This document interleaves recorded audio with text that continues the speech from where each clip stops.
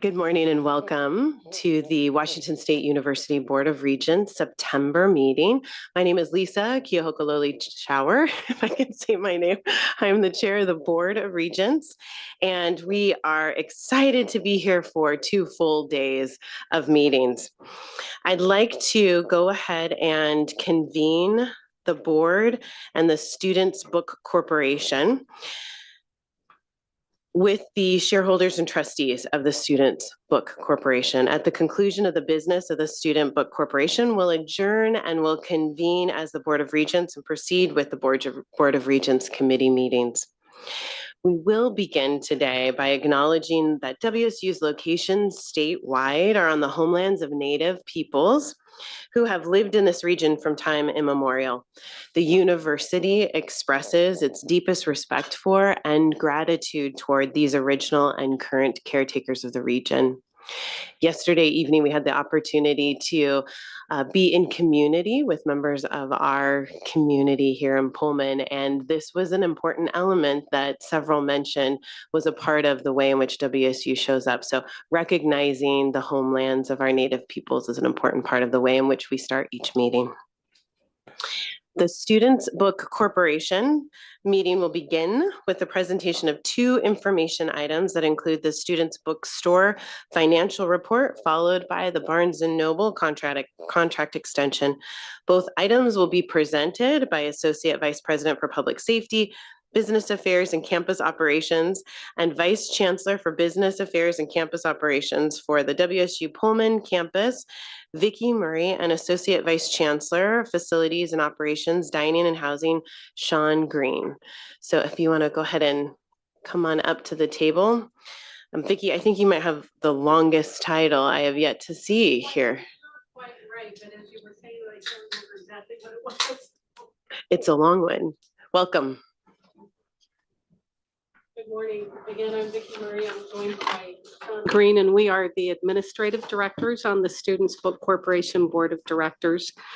You may recall that normally we come to you in the spring each year, but due to the change in your meeting schedule this past spring, as well as the timing of our recruitment for student positions on the SBC board, it worked out better for us to hold our annual meeting with you as trustees today. So thank you for having us.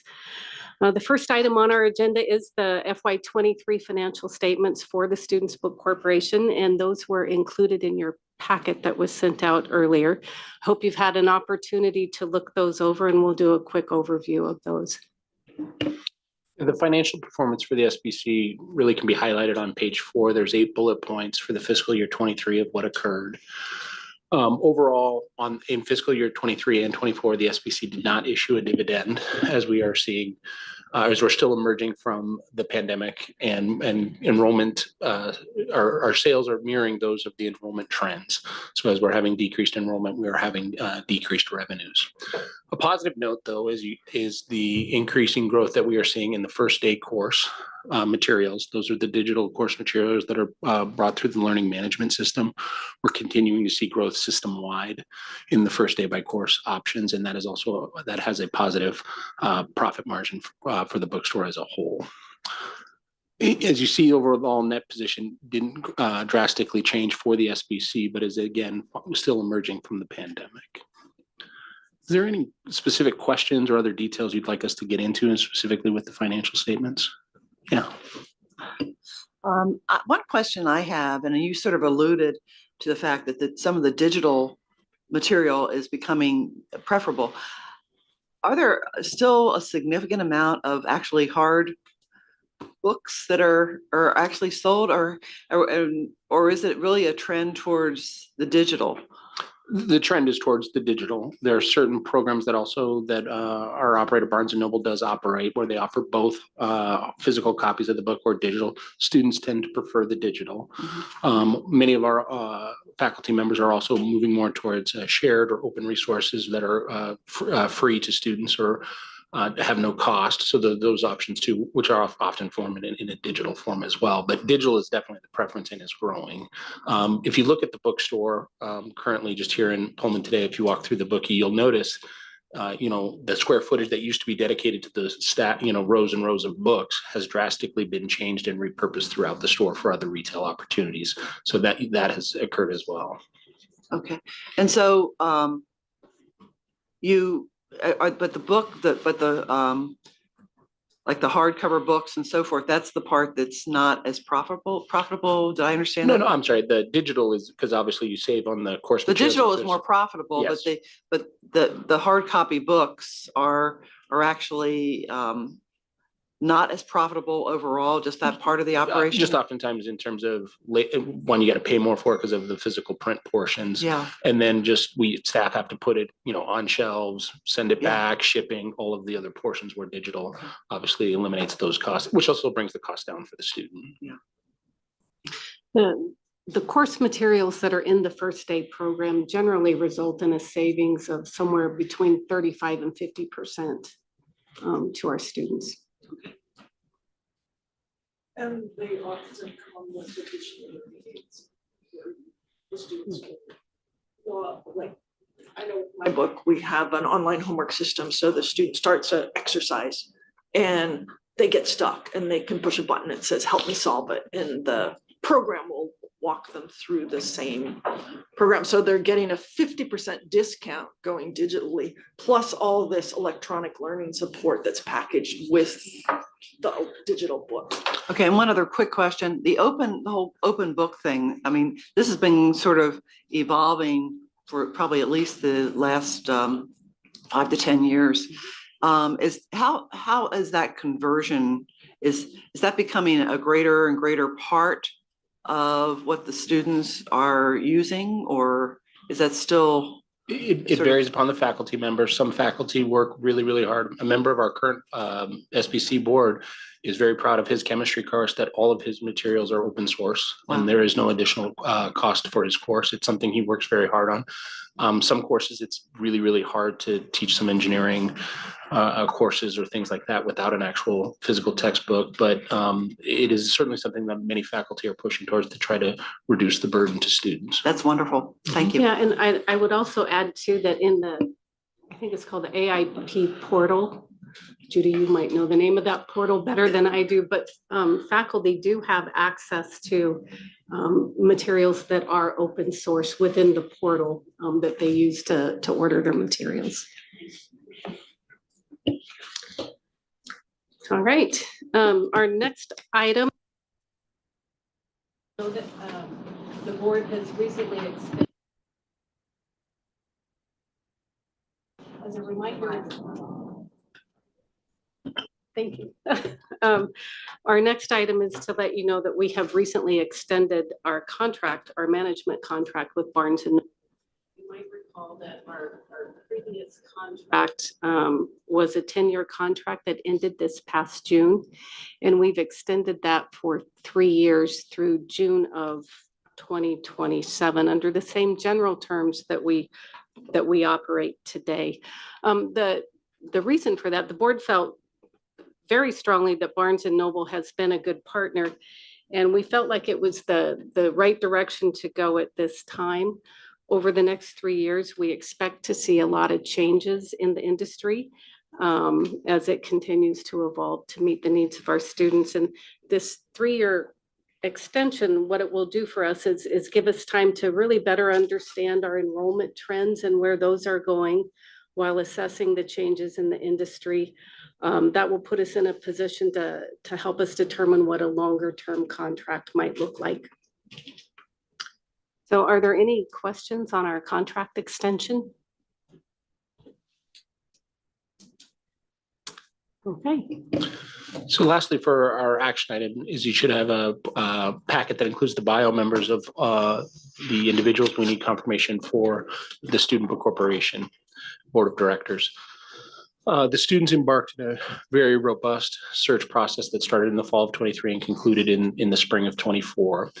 They did 2 sets of interviews, the first set on Zoom, the others in person. The board also suggests that we seem better served if we have more alternates. So we're carrying 3 alternates this year. as students transition from the institution, mid-year graduates, things like that. We felt it important to have alternates to be able to step right into the roles on the board of directors. We're very pleased with the diversity of the group that was selected, as we think it reflects our students across the institution. Again, a good mix of majors and also locations. So we were very pleased with that. We have a first-time chair, but served as our vice chair last year, returning to the board. I believe it's his third year. Is on the board, Cameron Dickey, who's done a really good job. And again, this is an impressive group. He was the one that actually signed the extension to the Barnes and Noble agreement, along with their treasurer, and to see them how they operate the board, chair our meetings, and just take real ownership of everything is quite impressive.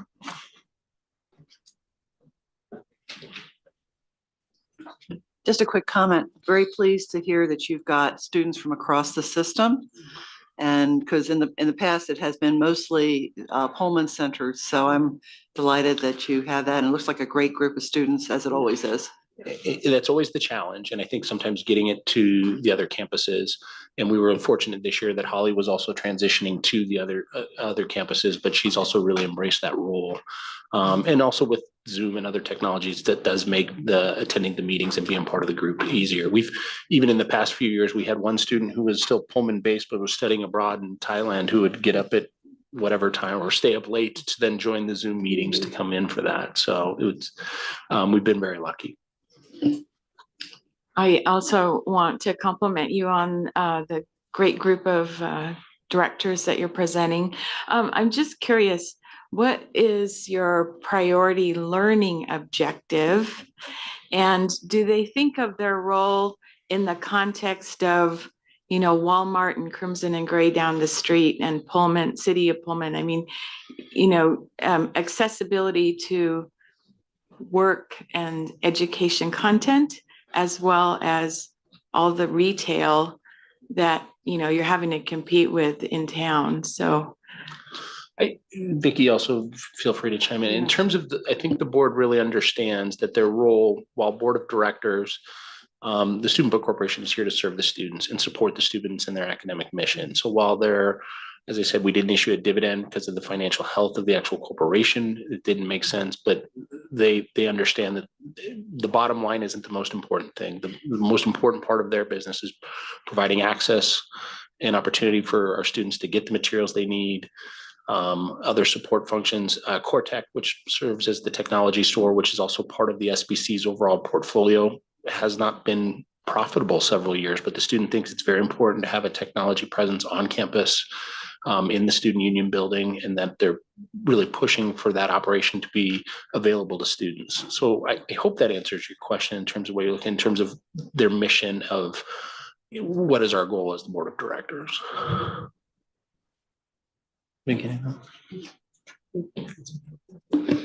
Any other questions or comments?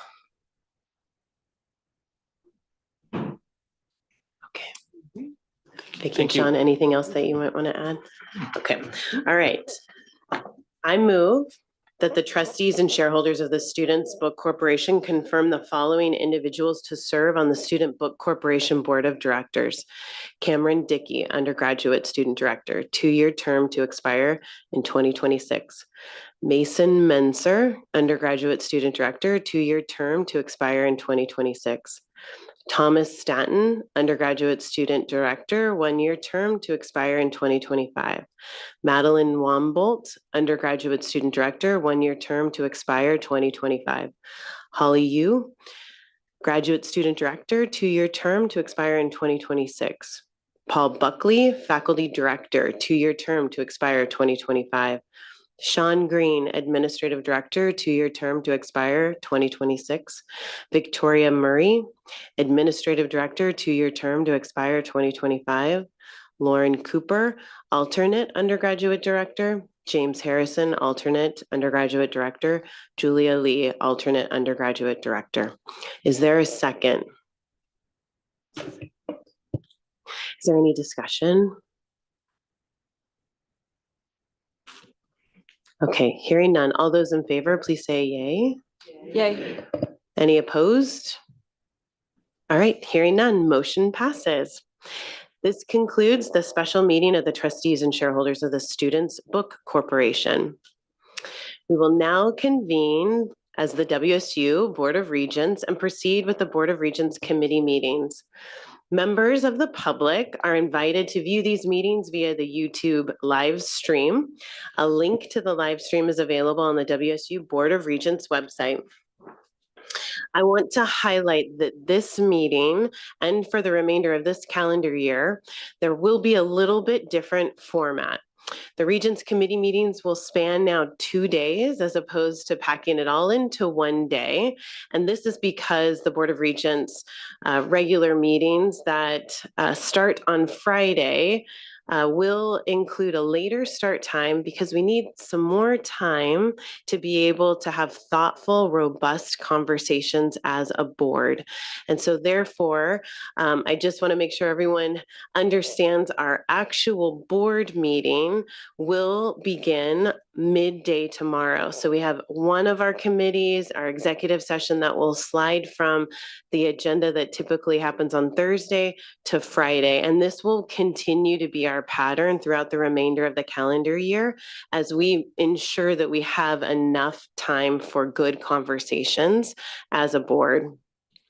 This is also reflective of our commitment to transparency and openness in our conversations. So public comment is welcome at the designated time, which will be Friday, September 20th, after the regular agenda item. So anticipate this will be sometime mid to late afternoon tomorrow.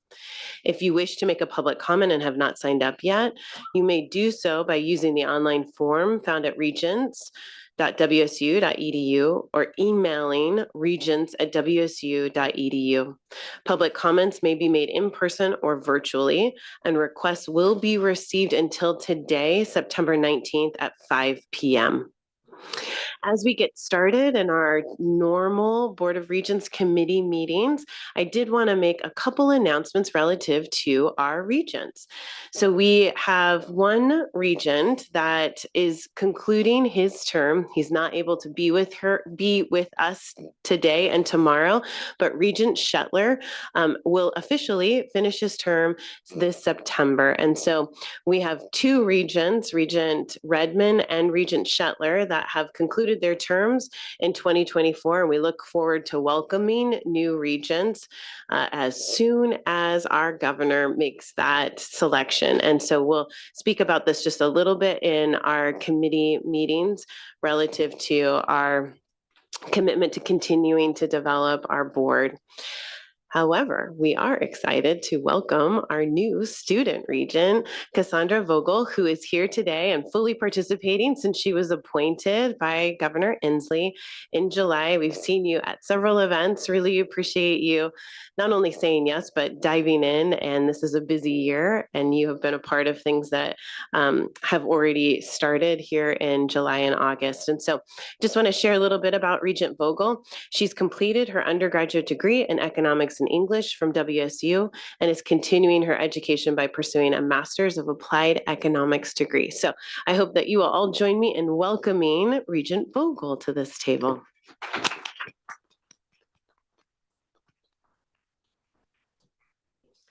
All right, the Regents will now convene the Strategic and Operational Excellence Committee chaired by Regent Dickinson. Thank you, Regent Shower.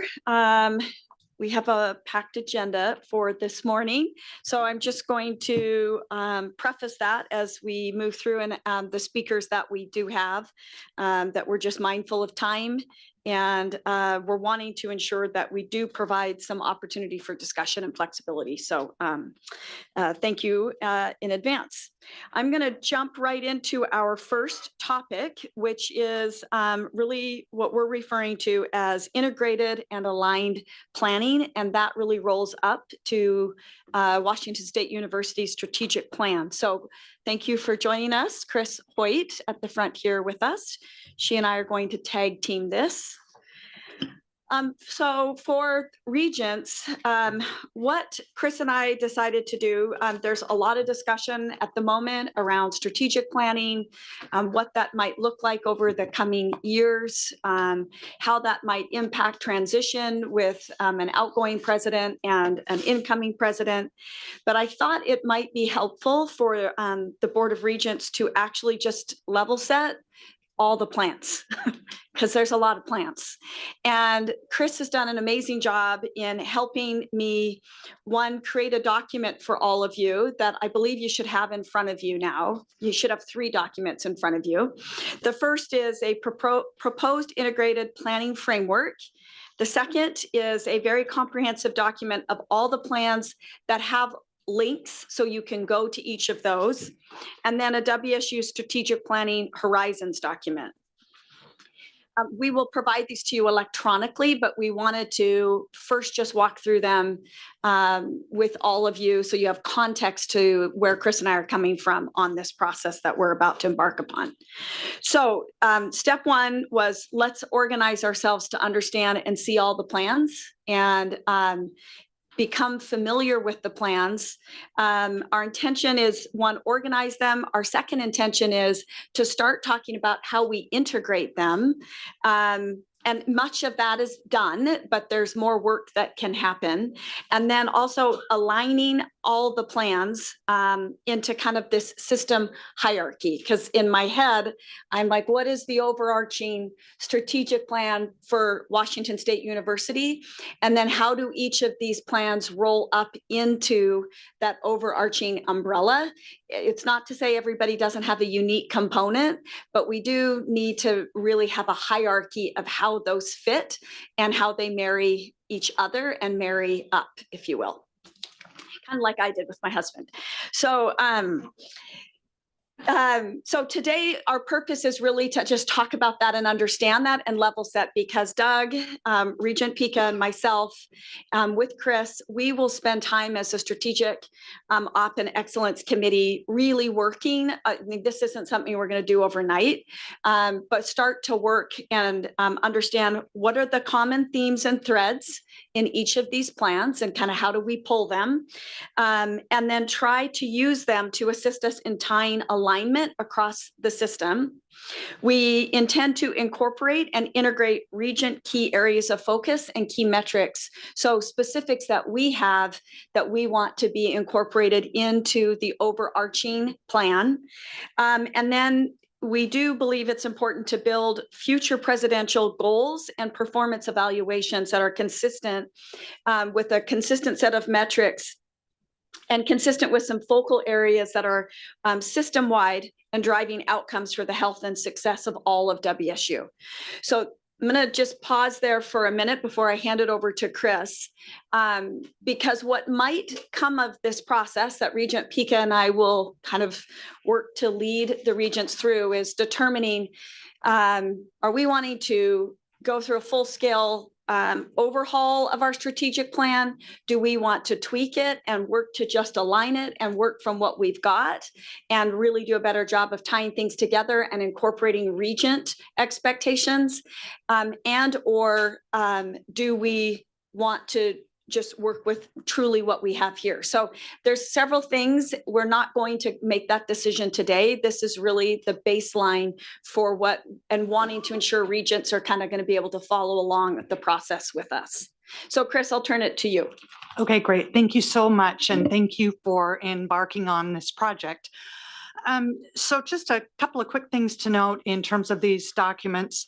They're draft, as mentioned. This is a starting point, not an ending point. So that hopefully serves as a good baseline for further conversations with you and others. There's a couple things in here. There are definitions in here. I know you all have not had a chance to really look at these, and sometimes planning terminology is buzzwordy, so forgive us for that. But we're also introducing some new terms, and so it'll be good to be familiar with those. So just know that those definitions are there, mostly in this first document and the third. You don't need to examine them now, but I wanted you to be aware they're there. also importantly, when we talk about planning at Washington State University, one form of alignment just across the system is that we are using a common set of terms and that we all understand those. And so that's important there. So I'm going to start with this framework document. And when we talk about definitions, there's just a couple of that are important. When we talk about integrated planning, we're really talking about sort of this sort of an umbrella kind of, concept, because it's both really a model that you might see here, but also a process.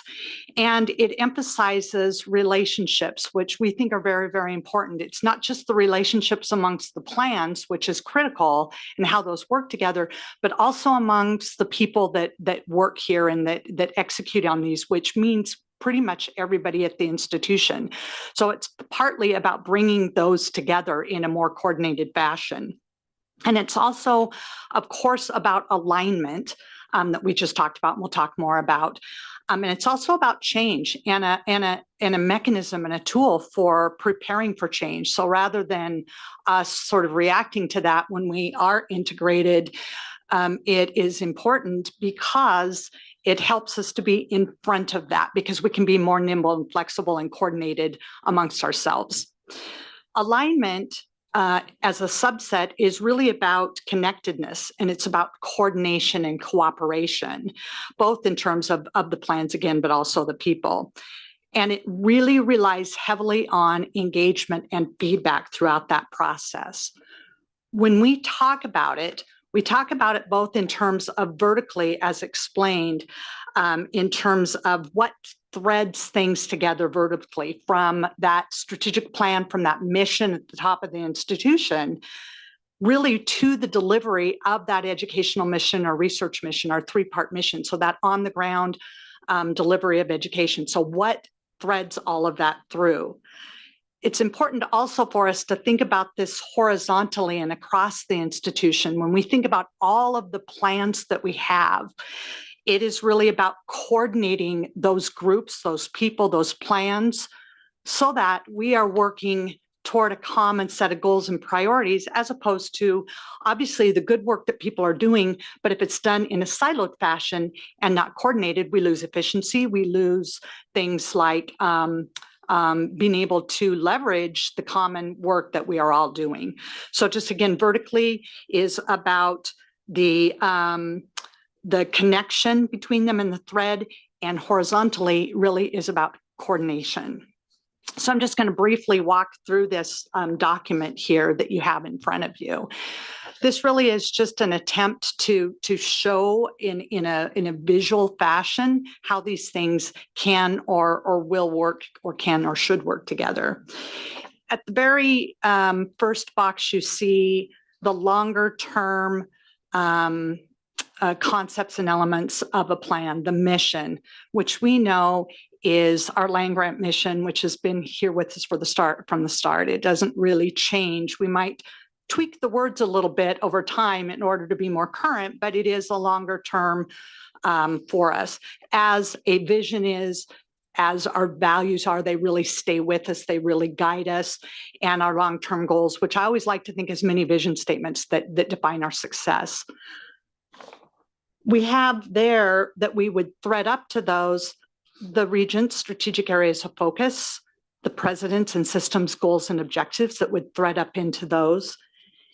And you do see something that you probably haven't seen before, system driver plans. I'm going to jump over that for a moment because it's an aspirational new concept, but just for the purpose of thinking about the campuses, the colleges, and how that works all the way down the line. One thing that I would like to mention in this document is you're going to see these little arrows, and perhaps they're not as prominent as they should be. They're the little gray arrows back and forth, and they really represent feedback that occurs during while we execute integration.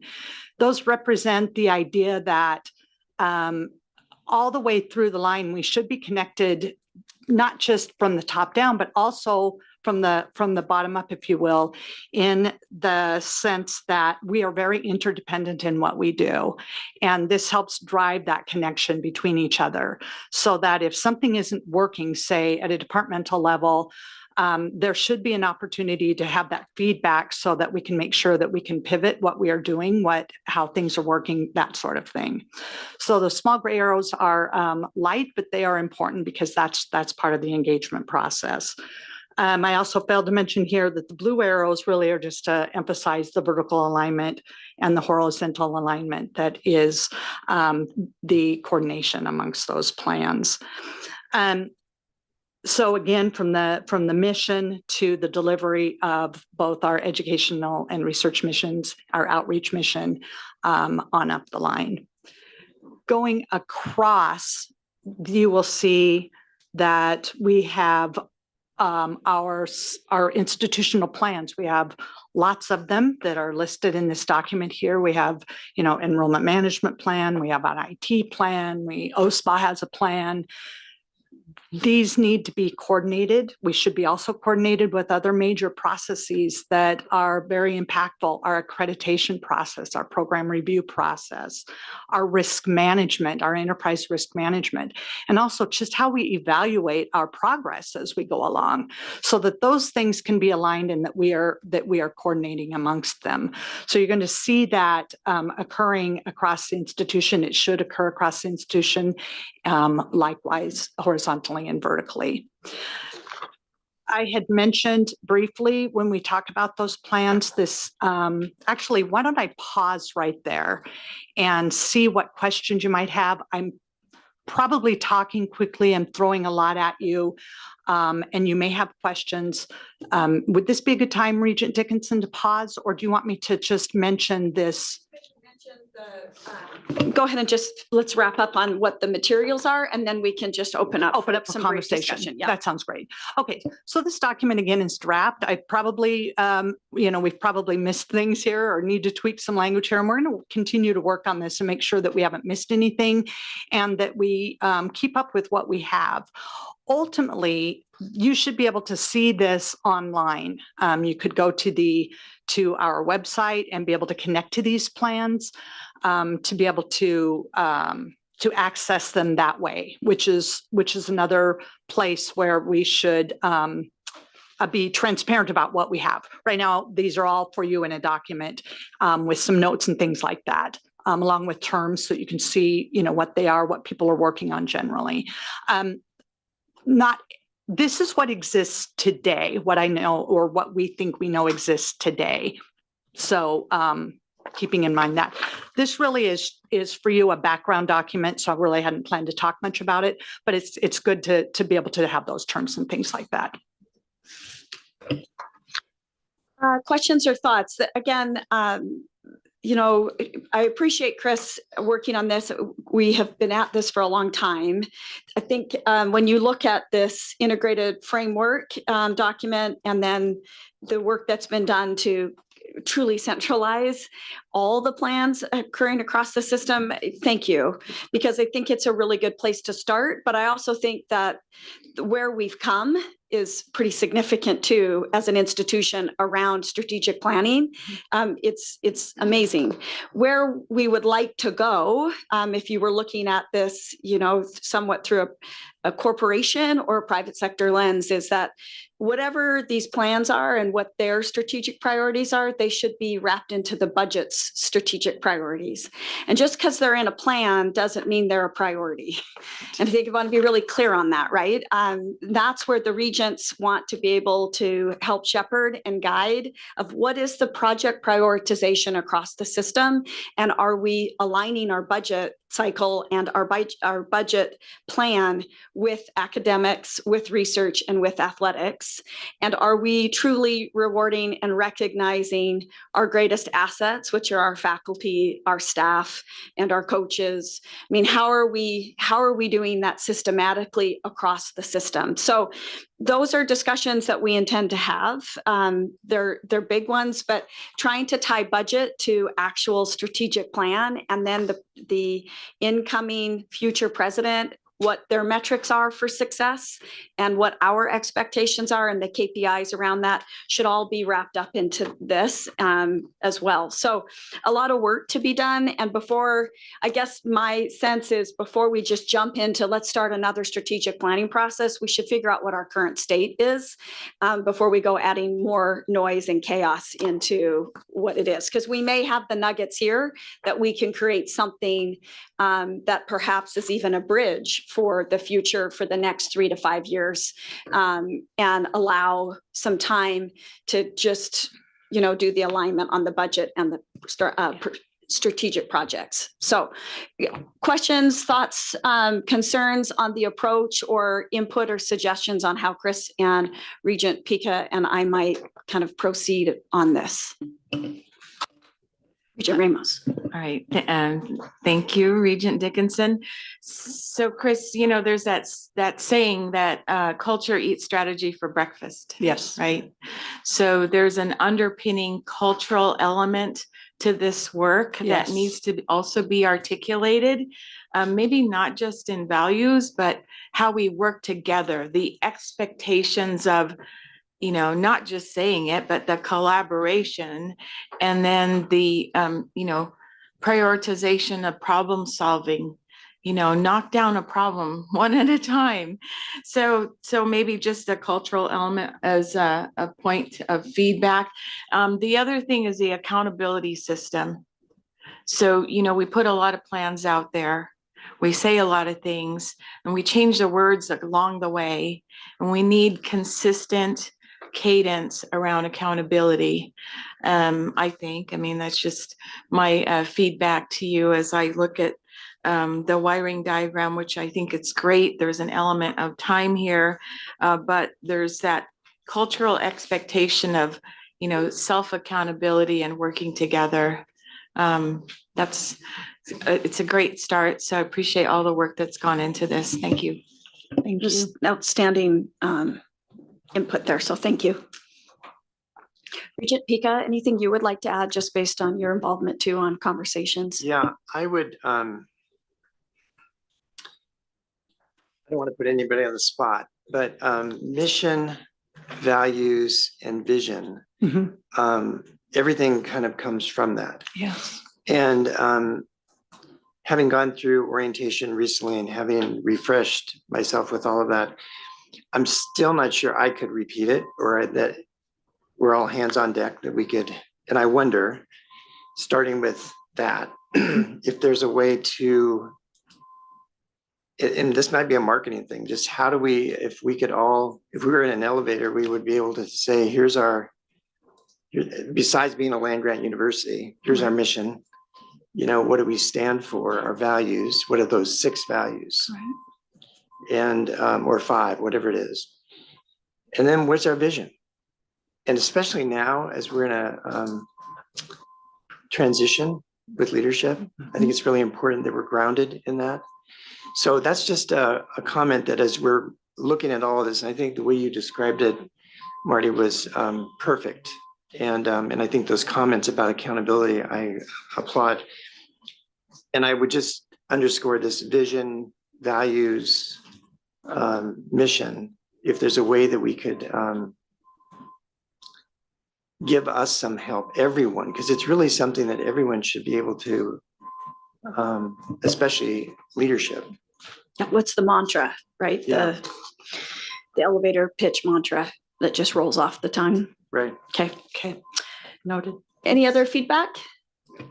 Yeah. Yep. I want to express my appreciation to Chris for the work that she continues to do in this space. And just a reminder, if I can, to the board that this is a really complex set of things, pulling all this together that wasn't done previously. Each unit kind of did their own strategic plan, and we didn't have the alignment. And so one of the things that I think Chris Riley Tillman brought is he's reminded me several times just in general conversation, probably the system integration piece that we want to do is probably a 10-year project. And so often we're 2 years in and we expect to have all this stuff kind of done and aligned and all that. And it just takes time. So thanks for the work. This is substantial, positive, forward progress. And I think the feedback we got is really good. I just want to remind everybody, this is a massive undertaking, and we didn't even have this office until, 2020. So Chris has only been in this position for a while. 2021? Did I cut 1 year off? Sorry, 3 years. So we'll keep at it. And I think we expect the next president to come in and hopefully have a framework for a lot of this kind of stuff and not have to construct this from the beginning. So thank you. Thank Any you final very, very comments? much. Okay, Chris, thank you. Yeah, Appreciate it. Okay, we are moving along here. Our next agenda item will be the WSU brand marketing update. And we have Phil and Holly here with us. And excited for you to share with us the Here We Go launch and some really good work that you guys have been doing. So. Thank you, Regent Dickinson. I'm Phil Weiler. I'm the Vice President for Marketing and Communications for the Washington State University System, and I'm joined by Holly Sitzman, our Assistant Vice President. And we want to start our conversation today by saying thank you to the board. The reason we are here today, the reason we're having this discussion is because, as Regent Dickinson just said, aligning budget with priorities. The Regents made it clear that marketing WSU was a priority for the institution, and that allowed the president to be able to take some one-time funding and be able to get this process kicked off, and then also helped us when we went to the budget committee back in July to get funding to actually launch this effort. So let me run through our slides. I know that time is short over these next 2 days. I will move through the slide deck. If you have questions, please stop me. I don't want to pass over things that are of importance. I want to start with this slide. As you recall, when we first talked about this, I think it was a January board meeting, if I remember correctly, we talked about the fact that there's 4 ways that an institution can tell its story. Earned media is where you work with reporters and you get stories, in our case, about research that's being done by our faculty, great work being done by our students. We have owned media. That would be things like the WSU website, the Washington State Magazine, the WSU Insider, for those of you familiar with that daily news site. The third is shared media, where you would use your social media platforms to spread your news. Up for the last 15 years or more now, those were the only 3 legs to our chair that we had to be able to use. We did not have paid media. As we discussed when we first talked about this, the advantage of paid media is you get to decide what the message is. You get to decide where that message appears, how often that message is repeated. And frequently institutions will put a lot of their effort in the paid media, and they'll use earned, owned, and shared to support that. We didn't have that leg of the chair until recently. And so we are very excited to be able to be here and share with you the first sort of integrated communications and marketing plan for the university in, as I said, more than 15 years. So what's the purpose of this brand marketing campaign? We wanted to be able to develop a values-based brand position that elevates awareness and the reputation of Washington State University. And I would hope be able to get us a little bit closer to what Regent Pico was interested in, which is making sure that we as a system have a really clear idea about what our vision, mission, and values are as an institution. So there are 4 steps in getting us to where we are today.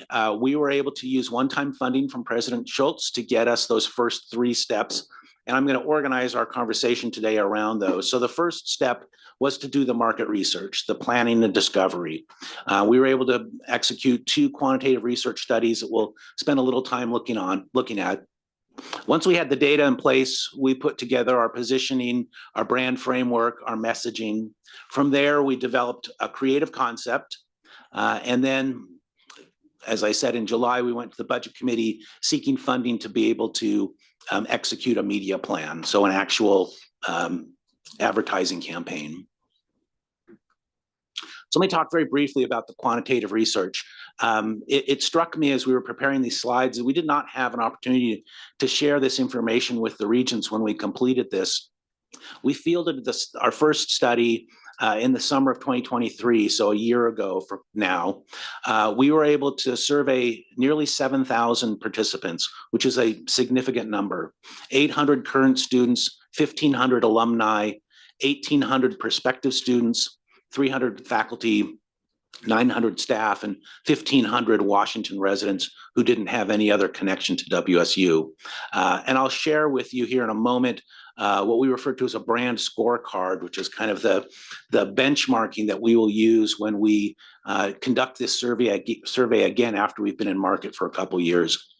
We also had the ability to conduct a second research project that was of particular importance to us, because we know that enrollment is a top priority for the institution. We wanted to make sure that the materials that we create and the messages we share with prospective students are on target for them. So what we did is we looked at a group of students who had been accepted to WSU. Half of them chose to enroll. The other half chose to either enroll somewhere else or not go to school. And we asked them two basic questions. One is, what are those priorities? What are those attributes that you look at when you think about a university? What's important to you? We all have assumptions about what we think students think are important, but we wanted to be able to find out from them directly. The other thing we asked them to do is to take a look at a variety of graphic design elements to see, what kinds of visually, how can we make sure that our materials stand out and that people pay attention to those messages? And I'll give you an example of what that design looks like in a moment. But first, let's talk about this brand scorecard. And I will say, if anyone is interested in learning more about these research projects, please let us know. We have an executive summary that we would love to share with you. I think this brand scorecard, for me, is just a gold mine of data that we can use. On the left, you'll see 14 measures of reputation for WSU. And then it's broken out by 7 different audience categories. I will say that I was pleasantly surprised by some of the data. And there were places that I think are either yellow lights or red lights that we have to focus on. I would say, for example, under unaided awareness, we asked Washington residents who had no connection to WSU, name a university in the state of Washington. 74% of people included Washington State in that list. When we gave them a list of universities and asked, are you aware of them? 92% say they're aware of WSU. But I was, as I said, frankly, a little surprised that our unaided awareness was as high as it is, given the fact that we had not been marketing the institution for such a long time. The one area that had real concern about, I would say, is if you look down on the 4th item on the left there, something called Net Promoter Score. If you're familiar with Net Promoter Score, it's a common way that institutions evaluate how well they're doing with their audiences. It basically measures the likelihood that someone is going to recommend, in our case, WSU as a place to attend. It's, as a little bit of background, the Net Promoter Score ranking, the range is positive 100 to negative 100, and you fall somewhere in between. As a sort of example, Tesla, at least a year ago, Tesla had a Net Promoter Score of 97, which is outstanding. Red Roof Inn, unfortunately, had a Net Promoter Score of negative 41, which is not a place that anyone wants to be. If you look at our Net Promoter Score for people in the state of Washington, we have a 13.7. To put that into context, University of Washington had a Net Promoter Score of 30.9. Of the 6 or 8 universities that we asked people to comment on, we were in the 2nd place at 13.7. Gonzaga was 3rd with a score of 6.3, and then Western Washington was the next one down with a negative 12.4. So we are well positioned, but not where we want to be, I think, in the Net Promoter Score. But the area that gave me concern, and I think others as well, is if you look on the right-hand side of that chart, you'll see faculty and staff. The Net Promoter Score for staff was a negative 0.1. Net Promoter Score for faculty, negative 10.4. I think that these scores reflect and perhaps reinforce what we have learned from other surveys, whether it be employee engagement, the coach surveys, and others. Certainly at that point in time, there was concern that faculty had about the institution. And I think we're all very aware of that. I think there's work that's been done to address that. But my hope is when we conduct this survey again in a couple years, we're going to see a significant lift both among faculty and staff. And part of the reason is you want your employees to be your ambassadors. And if they are the ones who have most negative feelings about the institution, that's something that you as an institution need to look at. Let me move on. Yes, please.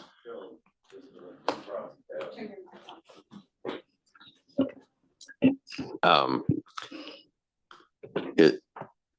I reading it wrong? But the alumni numbers seem positive. They are very positive, yes. A 56.1 for alumni, and you would assume that alumni would feel very positive. That I think is, again, a very reassuring and positive sign. We know that we have a large and highly engaged network of alumni. And so we know that those individuals are out there promoting WSU. And I think that that's great. And in fact, when you are speaking to someone who has direct experience with a product or a service, you're going to take that advice to heart more than if someone has some random comment they make about a university, for example. So that is a positive thing for us. I think that is a reflection of the great work done by the WSU Alumni Association, and I think it's a reflection of the Coug spirit. So is there a way to extrapolate some of the less positive numbers? Does the data show any reasoning why? Like if some of the negative, for instance, would some of the negative feedback be the current cost of attending or something like that? Is there a way to extrapolate some of that into decision making? That's a good question. I know Holly is dashing to the executive summary here. The short answer is yes. We do have a full survey results that actually breaks down by themes where we are doing really well and where we have room for improvement. And I'm happy to either go through that now, or I'm happy to share that at a later date so you all Yeah, can just time-wise, dive a we'll little have bit to- deeper into the data. Yeah. You can go Thank down really good rabbit holes on all of Yes. these. So yeah, we'll look to perhaps how we provide that separately. So Yeah, thank you. we would love to be able to do that because again, I think this is a very valuable research study that was conducted. As I mentioned, we took the data that were collected from this market research and used it to create a positioning statement for Washington State University. Let me just read it. We are Washington's university, where intentional experiences lead to remarkable opportunities and innovative ideas become solutions that solve real challenges for the people of Washington and the world. All of those words are very carefully and very specifically selected. One of the things that became very clear in particularly some of the focus groups we conducted was this idea that there's no other institution in the state of Washington that has the footprint of WSU. We have 6 campuses. We have extension services. We have extension in every county, all 39 counties. We have extension office on the Colville Reservation.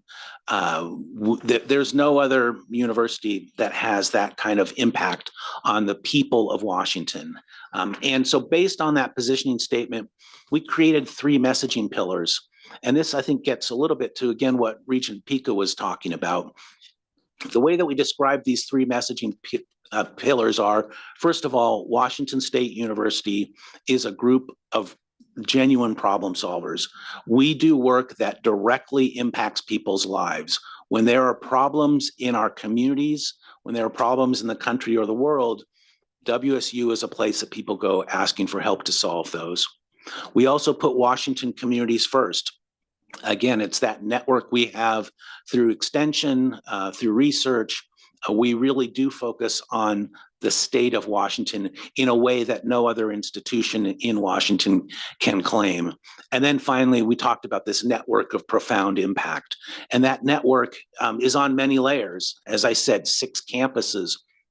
across the state, a large and very active group of alumni, the work that we do through supporting small businesses in local communities. The list goes on and on of that sort of network that we control and provide support to the people of the state of Washington and around the world. Once we had the positioning statement in place, we wanted to put together some brand creative. So this is the theme that we used, and then also the visuals that we created around this campaign. So the creative ethos, and I think you saw a version of this during your May retreat, but the ethos reads, "Here we go. For Cougs, it's always go time because there's too much at stake, too much to lose, and so much to gain. We go headlong into challenges to solve problems, innovate, disrupt. We go in service to our communities across Washington and around the globe. And we go not only as teachers, but as learners, because education is a limitless power. Ready? Here we go." And "Here we go" is the name of the campaign. You will see this ethos on the landing page for this campaign. It's go.wsu.edu. The other thing that we created was a brand anthem video. You all have probably been at football games this season, so you may not have seen this, but it is a 30-second version of this video is what we are using now whenever WSU appears, whenever WSU athletic teams appear on television. So let me play this. You get a sense of what this video looks like. Here at Washington State University, we are curious minds. We are emboldened spirits, creating and solving and achieving, but we're not content. Far from it. A relentless force for progress. We train our eyes on local communities, on all corners of the globe, on the future, and we go. Identifying challenges, uncovering potential. We go. We go bravely. We go forward. We go boldly. We go like never before. We go cultivate. We go in a heartbeat. Go imagine. Go all out. Go further. Go pioneer. Go heal. Fearlessly, tirelessly, with all we are, with all we've got. We go together. Washington State University. Here we go. That video appears on the campaign landing page. You can see here what it looks like. I would encourage you, if you have a moment, please do click go.wsu.edu and you get a sense of what this campaign looks like, how we're going to be rolling out this concept to the people of the state of Washington. Here's some examples. Sorry, were you going to say? Oh, sorry. Here's some examples of out-of-home execution. Chris was talking about buzzwords that are used in planning. A buzzword that's used in marketing is out of home. You all would think of this as billboards. So these are billboards that are currently in market in the Seattle area right now. So we have go boldly, go inspire, go heal, go innovate. And here's an example of the actual billboard in the wild, so to speak.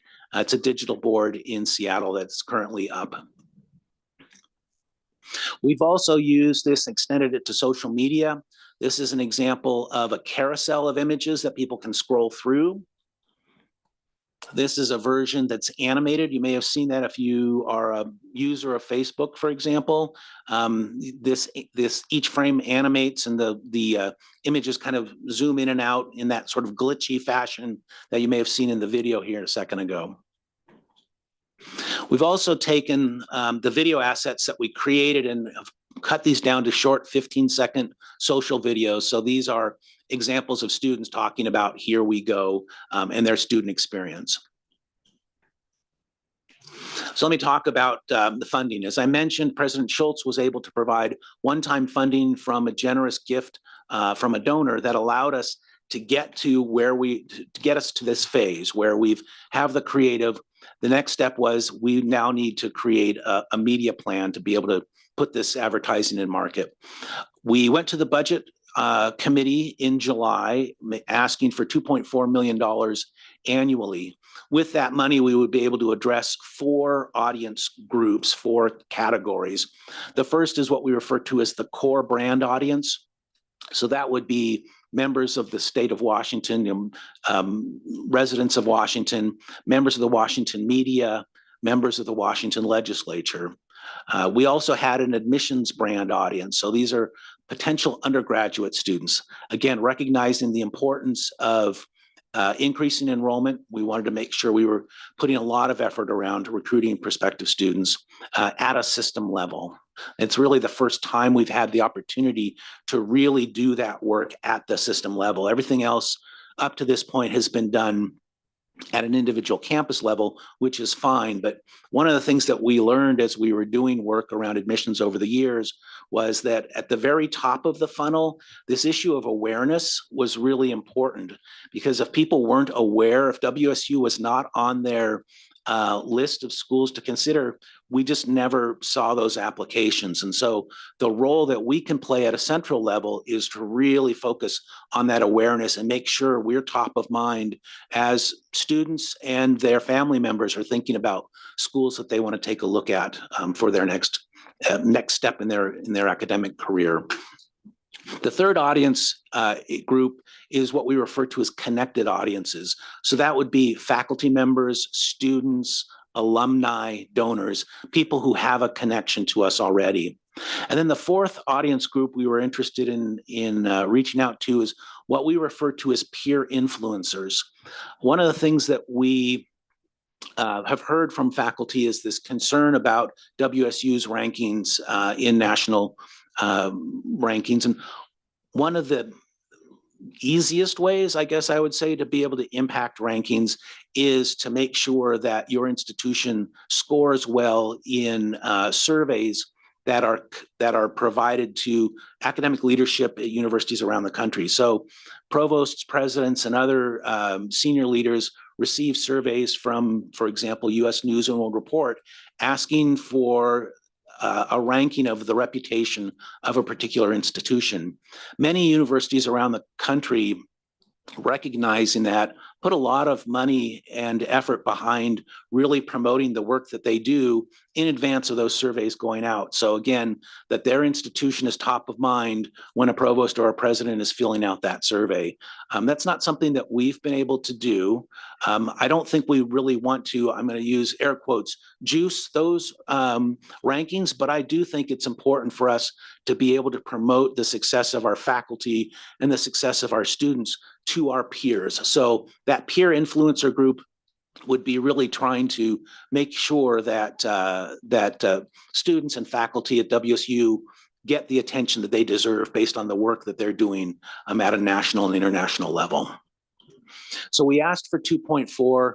Budget committee wasn't able to provide everything that we asked for, but they were able to give us 1.7 million in one time only. And again, I want to be really clear that there is a thank you behind this, because this was one of the few, I think, if not the only item that the budget committee was able to fund this particular go around. So we recognize and are very appreciative of the attention that both the Board of Regents has put on this issue, as well as members of our budget committee. So with that 1.7, we are able to address 2 of our 4 audience categories. We're focusing on the core brand. Again, that would be residents of the state of Washington, as well as those undergraduate students and family members and friends who help students make their decisions. We were not able to we would not have enough funds to be able to approach connected audiences and peer influencers, but Holly has actually taken money that we have reallocated. We basically made budget cuts to our existing budget to be able to provide some additional funding to her team to be able to address those audiences. And in a second, well, actually, do you want to talk a little bit about what you're doing around connected and peer? Sure. Just really quickly, when we think about university marketing communications, it's all about reputation management. And so obviously today we're talking a lot about the brand and our enrollment management work. But we also have storytelling arms. So we have an opportunistic storytelling arm, which I think of as new research, new discovery. Think about what we do every day with Insider, with our proactive pitching, working with our researchers to tell those stories. We also have planned storytelling.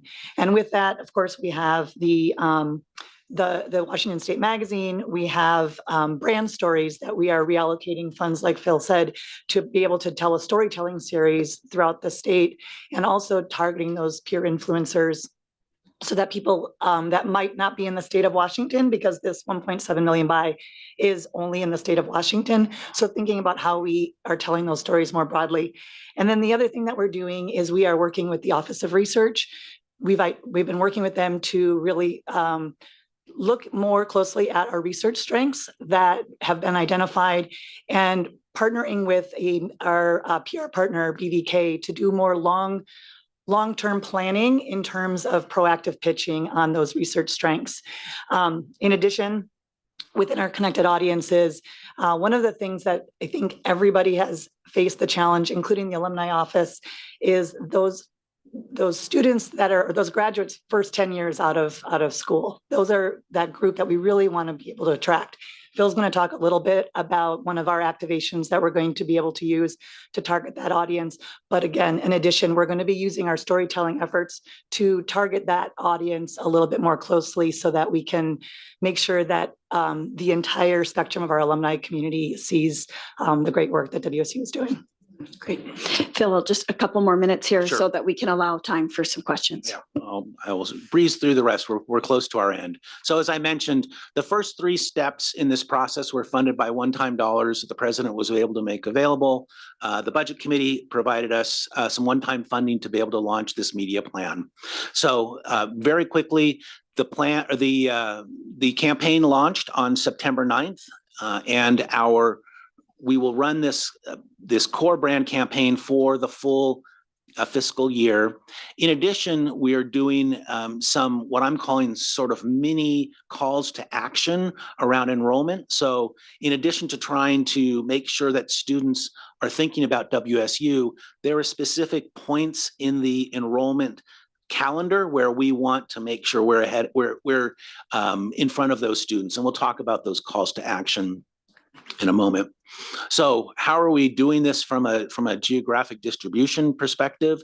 Anybody in the state of Washington will be receiving digital advertising if they're meeting the criteria that we've put in place. But then in those designated marketing areas, those DMAs that are surrounding our particular campuses, we're putting in additional effort and additional sort of a deeper mix of advertising. So the Portland DMA also includes our Vancouver campus. The Seattle DMA includes Everett. The Yakima DMA includes includes Tri-Cities, and then Spokane DMA includes the Spokane and Pullman campuses. So we talked about this core brand audience. Again, these are informed members of the Washington public. These are members of the Washington media, members of the Washington legislature. The channel mix for that core brand is streaming video. We will take that, or we are taking that 60-second video that you saw and cutting it down to 15 seconds and 30 seconds as well.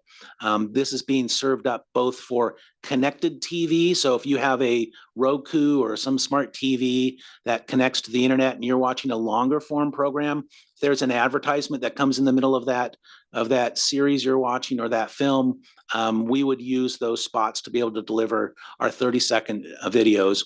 If you happen to be using online video, like you're going to look at a YouTube video, you remember there's probably a 1 or 2 commercials you have to view before that starts.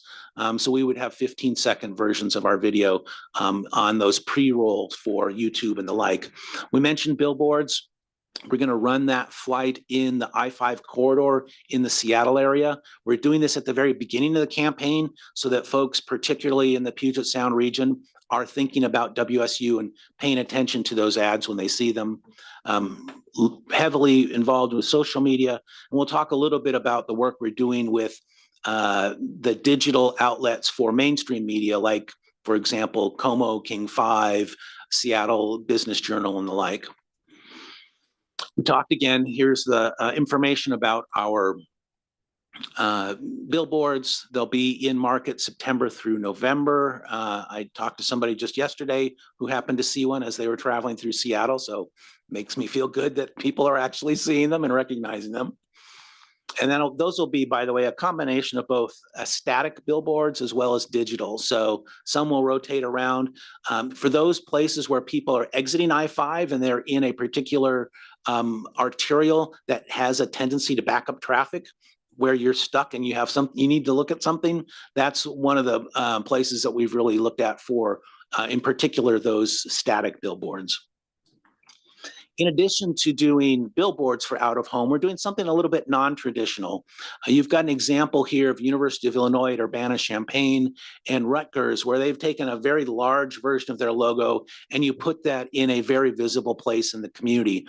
In our situation, we're going to be placing a large WSU logo in the C concourse at Seattle-Tacoma Airport. C concourse, as you all well know, is the concourse that we use if we're traveling on Alaska Airlines around the state of Washington.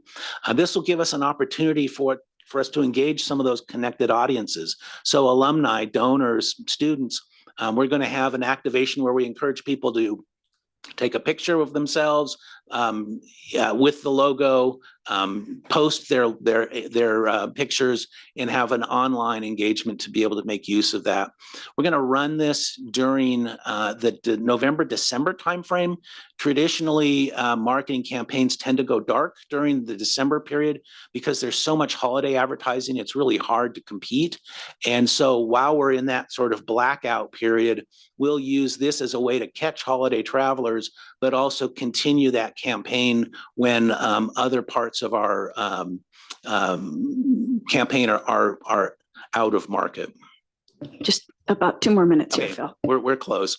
We talked about paid social media. I'll just go on through.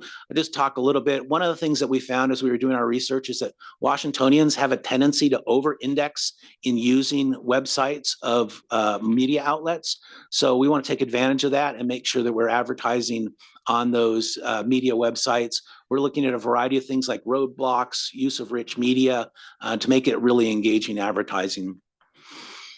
The system enrollment audience, I talked about the fact that there are 5 spaces in the enrollment calendar that we want to focus on. First campaign is one called Warming Campaign. So again, just to remind people at the beginning of the academic year to think about WSU. We're also taking advantage of geofencing. We had luck with that, or success with that last year, where we basically drew a circle around the 100 high schools most likely to send students to WSU, as well as the 30 community colleges most likely to send students to WSU. We're going to continue that effort because you're able to be really targeted in your advertising. We're also going to be reaching out to young people who participate in the College Bound Scholars Program in the state of Washington. This is a campaign that encourages middle school students to take college prep courses through high school. If they reach a certain GPA at the point that they graduate, they are provided with a tuition-free degree at a state university. So we want those students to be thinking of WSU first as they're thinking about where they want to get their degrees. During the financial aid, FAFSA and WASFA program or period, we want to make sure people are thinking about WSU and understanding what they need to be able to apply. And then also we'll reach out to transfer students. Here's an example of the landing page for that warming campaign for enrollment. I put this up just to give you a sense of the look and feel from a graphic design perspective. As I mentioned, we did market research to find out what kind of visual style most appealed to students.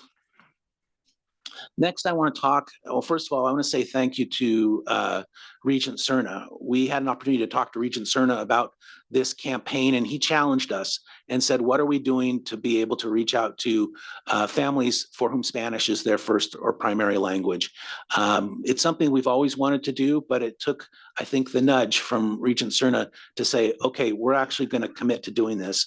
And back to that idea of budget aligning with priorities, We actually made cuts in our existing budget so that we could fund this. We wanted to do more than sort of the basic.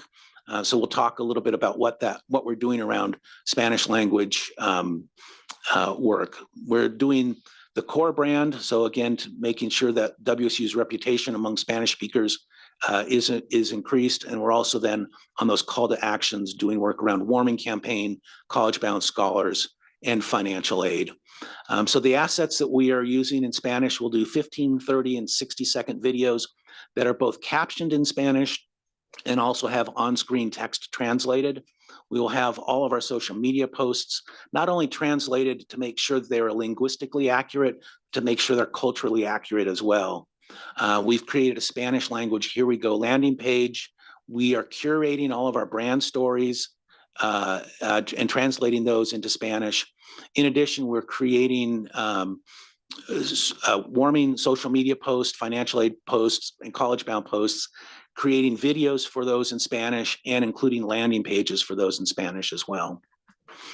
Here is an example of the counties that we'll be doing this in. We worked with the Washington State Office of Financial Management to identify the counties in the state that have the highest percentage of Spanish speakers. So if I remember correctly, I think there's 8 counties there that we're going to be focusing these campaigns in. And we're here to the end. This is just to give you a sense of what the timing looks like for these various campaigns. And yes, okay, we're at questions. So I'll leave that up and you can take a look at it and we can entertain any questions folks may have. Thank you. Just so exciting on the work that you guys have done. So thank you very, very much from where we were and where we're going. I think just because we have ran long here, I'm going to hold on questions. Phil and Holly will be with us here at break. Please connect with them. We just need to try to kind of get back on because we have so much here. But Phil and Holly, again, with the limited resources, you've stretched your dollars significantly. And I would like to challenge Chris Hoyt and everybody at Washington State University of We Go Together should be an internal cultural campaign and an external one as well. And that should be something that we are using language like boldly, healing, inspire, and innovating. We should be doing that on every campus. And the Here We Go and We Go Together should be resonating in Tri-Cities, in Everett, in Spokane, and in Vancouver, and then using the 39 extension organizations that we have to do the same. So with that, thank you very much. And please, Regents, connect with Phil and Holly after when we have an opportunity to break here if you have questions. Thank you. Okay, next I would like to invite our co-chair of Sustainability Task Force, Julie Padwowski, to provide an update on the task force's work that's been completed to date. This task force is also co-chaired by Jason Sampson, who was not able to join us today, but he was able to join us for our prep meeting, and so we appreciated that. So I will turn it to you, Julie. Thank you so much. I really appreciate the opportunity to share with you all today some of the activities and findings from our sustainability task force. So you may be aware this task force was born out of the Office of President and was really aimed at better understanding and articulating how our commitment to sustainability, which is written into our WSU system strategic plan, is fostering and guiding our educational, scholarly, and outreach activities. And so our first step as this task force was to form a small team to try and understand what we were tackling when we were thinking about sustainability at WSU. This small group was charged with providing us a high-level overview of what WSU was doing to address sustainability. And what they found was actually really impressive. We're doing a lot, both in terms of the number of sustainability efforts and the diversity of these different initiatives. As their attempt to summarize this information to us, they grouped our strengths and our areas for where we have high potential for improvement into 4 groups, which you can see up on this screen. One is focused on reducing emissions across WSU. This really emphasizes the great work that our facilities and operations have been doing to reduce water and energy use in our infrastructure and reduce waste on campus. discovery, promotion, and investment in regenerative practices, highlights the work that our teaching and research faculty are doing to look at how reducing, reusing, and recycling build sustainability in our environmental systems, but also in our communities. Building a working culture of sustainability across Washington really highlights the awesome work that our extension and other community engaged scholars are doing to work with our WSU staff and faculty to reach out to communities and bring their issues back so we can help work on issues together. And then engaging with other land grant institutions. We're part of a unique network, and this network is very good about sharing ideas about many things related to academics, but also community engagement. So with all of that knowledge, we quickly realized that we would need much more input to get a representative set of recommendations to the Office of President in terms of sustainability at WSU. As part of thinking through this, we had to set some scopes on what this task force would address. And we are a land grant institution, right? We are more than our employees and students. We have strong connections with our Washington communities. We have responsibilities to our Native peoples. You know, our campuses and activities occur on those lands. This provides a very large sphere of area to explore.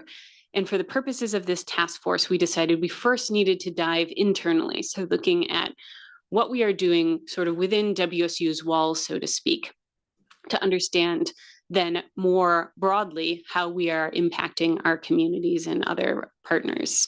So this task force and these results that I'll share with you today are really just only an internally focused assessment. So to that end, our task force was representative. We had participants from all campuses and across all WSU roles. We solicited participation via an online application, and we actually got way more applications than we had spots available, which was really encouraging. And there were a lot of people out there who were really interested in having a say in talking about sustainability at WSU. In the end, for the 50 people we did select, they comprised an equal mix of faculty, staff, and students.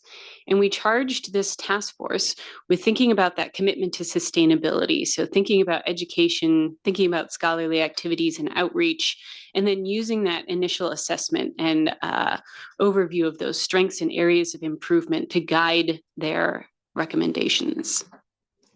To make this a little easier of a process and to make sure that we are getting our representation adequately, we divided our task force into 4 subcommittees. So research, innovation, and creativity, institutional effectiveness and infrastructure, student experience, and then outreach, extension, service, and engagement. And these subcommittees were charged to meet over the course of several months to develop a set of recommendations for both highlighting and strengthening what WSU could do in terms of sustainability. When our groups reconvened, we developed one set of general recommendations that what we thought were really important to just put out front and highlight. The first of those is that all of these subgroups realized that we do a lot in terms of sustainability at WSU. It is spread out across colleges, across campuses, across other units. And what we really need is some team, some Office of Sustainability or team of staff that are committed to communicating and coordinating and promoting our existing sustainability efforts and our future sustainability efforts. Our second general recommendation from this task force came forward because at the time these groups were meeting, there was a lot of conversations about divestment from fossil fuels at WSU. We all recognize that this is a really important topic. It is strongly related to sustainability, but we were not the right set of people to dig in and really understand what this means in the context of WSU more broadly. And so our recommendation is that WSU administration develops a team with the right expertise to really explore this issue. For the remainder of this presentation, I'm just going to highlight some of the more unique recommendations that each of these subgroups gave, because they all explored these issues in different ways that I thought were really helpful in terms of thinking about how we move forward. So the Research, Innovations, and Creativity group really thought about their recommendations in terms of positioning WSU as a model sustainable society. So this included really explicitly building sustainability into our coursework and degree programs, and promoting and emphasizing work and research that promotes sustainability at WSU. Our Institutional Effectiveness and Infrastructure group really explored options around building sustainability into our campus operations and management, both by providing recommendations about where to maybe leverage internal existing funding streams and what those funding streams might go towards to support the work that facilities and operations are already doing. The Student Experience group, as you could guess, really emphasized including students in the conversations about how sustainability moves forward. One of the things that they really emphasized in addition to this was that students come to WSU in part to be prepared to enter the working world afterwards. And so giving them many and diverse tangible experiences and useful knowledge for how to apply sustainability once they leave university was really important to them. Finally, our Outreach, Extension, Service, and Engagement group thought about sustainability in terms of our role model and what resources we could provide to our communities. So they've provided a set of recommendations about activities or other ways to better communicate and engage with our communities. So that was a short overview of what we did. I think you all have the full report of our findings, but I think we have some time for questions or comments. Questions for Julie?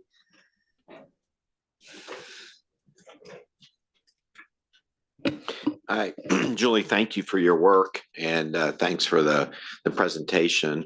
I think one of the things that we've talked a little bit about in general is that this next year, finding some things that are maybe more minimal cost types of things to be doing.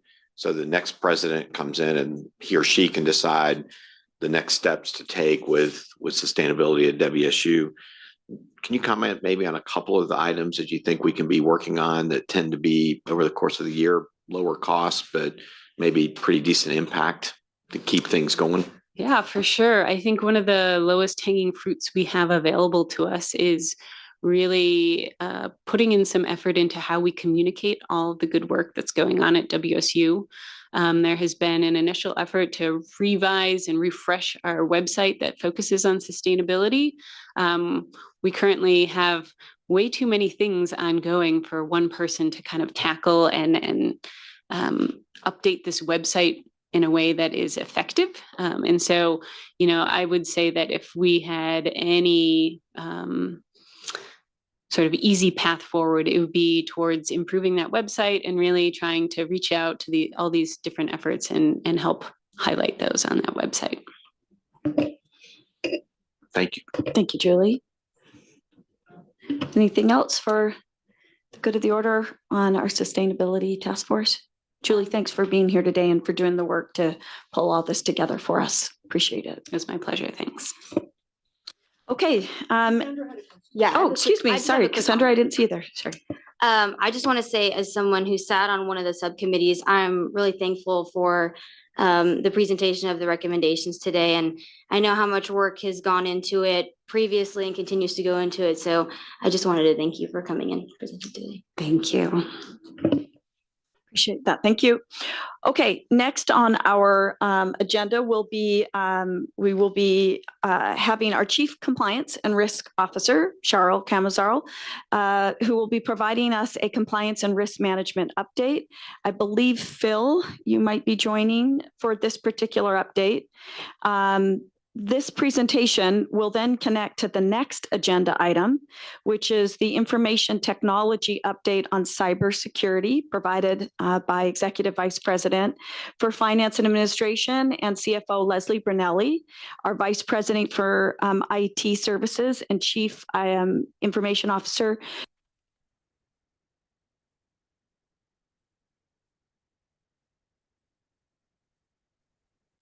waters. So we'll kind of take Charles, your piece first, and then we'll move into bringing Leslie and team up second. And apparently we need, no, so I hate to do this, Charles. Do you mind if we just take a 5-minute break here? Everybody's just needing a quick pause. Is that okay? Thank you. 5 minutes, everybody, 5 minutes.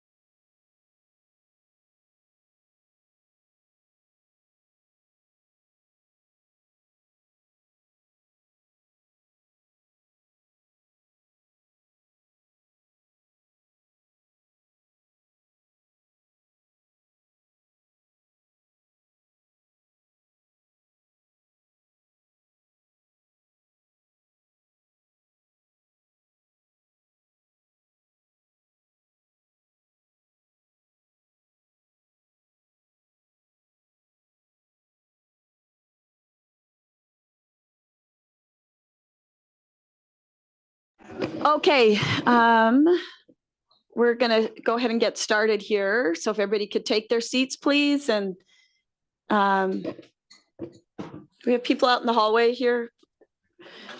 Gather up our regents. I apologize, Cheryl and Phil. Just give us a second. Hey, you guys out there. Stop talking. Okay. Again, thank you for your patience of giving us a chance to regroup here. Now you'll have everybody's full attention. I will turn it to you. Perfect. Make sure we got, there we go. Thank you. Learn how to operate this. So, you know, I report to you twice a year. My last report really focused on compliance and what we're doing in that space. And in this space, I want to talk more about risk and particularly enterprise risk management. And we have our enterprise risk management program. It's maturing.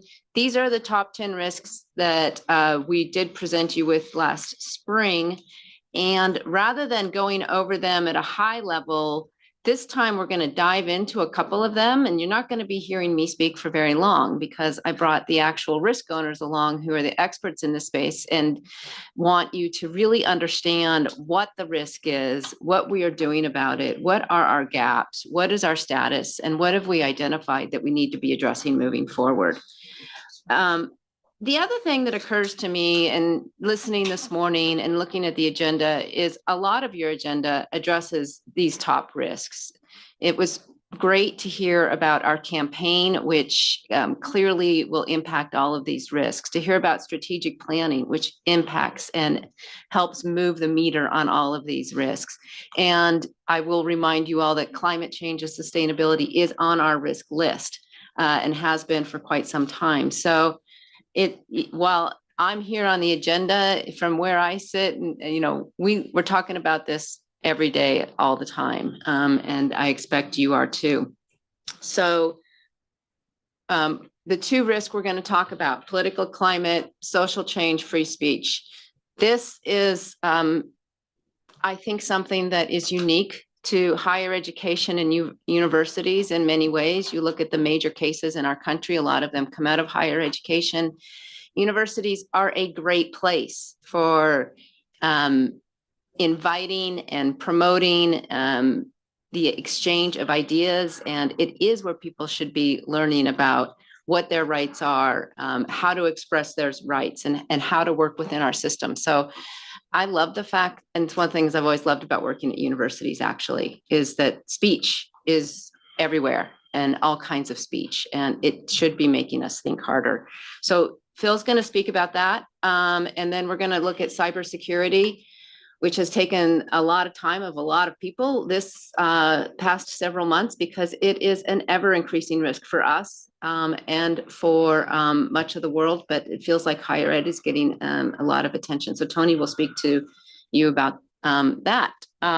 This is, I already talked about this a little bit. This is when we look at our risk, when we put things on the risk register, this is the information we are gathering. And we are in the process of gathering that to get ready for the next round of scoring for next year. But we're drilling down into these questions so that we can get a real bead on where we are and where we need to go.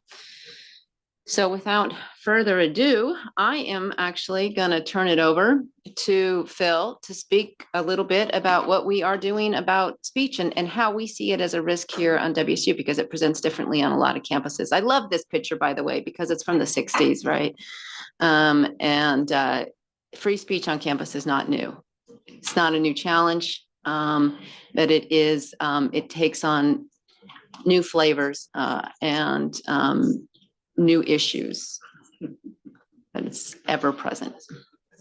And I will echo what Charles said. I think free speech on college campuses is not new, but I would argue that it certainly is taking on a heightened sense of urgency. I can tell you, based on conversations we've had with colleagues around the country, all of us are thinking about the political climate, social climate, and free speech on campus.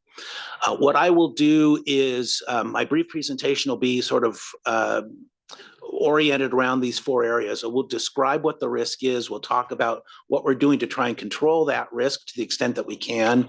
Look at some gaps and sort of the current state of affairs, and then the status of the work that we're doing. So let me start by talking about the risk description. I need to start by saying, of course, as an institution of higher learning, we really pride ourselves on being a place where differing points of view can be expressed. And the reason that's important is that we believe that we can learn from each other's perspectives, and we don't want to hear just one point of view. That makes people uncomfortable at times, and that's probably okay. But I think it's important for us to remember that is the value that we have. The crux of our risk really is, how do we create an environment where all those different voices can be heard, and where people can exercise their right to protest, but at the same time make sure that our mission of teaching, research, and service is able to continue. You need to strike a balance between doing the work that you were created to do, but also allowing people to exercise those First Amendment rights.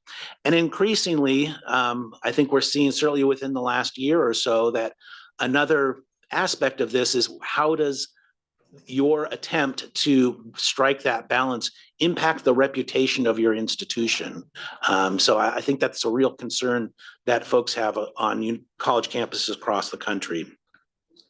Obviously, we can all think of examples of where that balance broke down, and we maybe as a sector didn't do as good a job of striking that balance.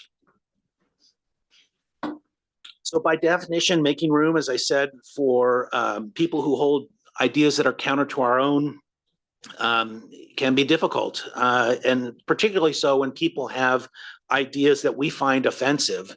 It's worth noting that if we all agreed on what was being said, there'd be no reason to have to protect free speech, because we'd all agree with it. And by definition, there's going to be a tension there.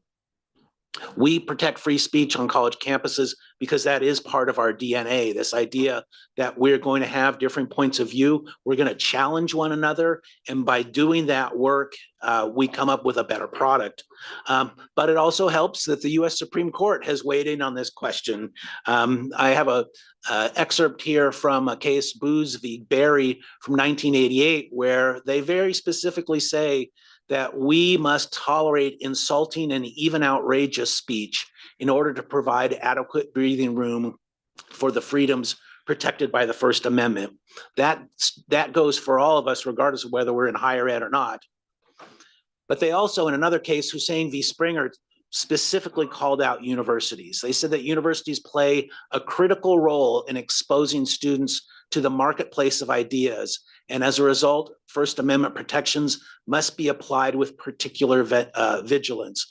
We have seen examples where individuals have gone to court because they feel like a university is not providing the vigilance they need to allow all points of view to be heard. So that was a description of the risk. Now let's talk about some of the things that we do to help control that risk. When Mike Connell comes and talks to us about philanthropic giving and the work that the foundation does, every single time he says philanthropy is a team sport. I would argue that protecting free speech is a team sport as well.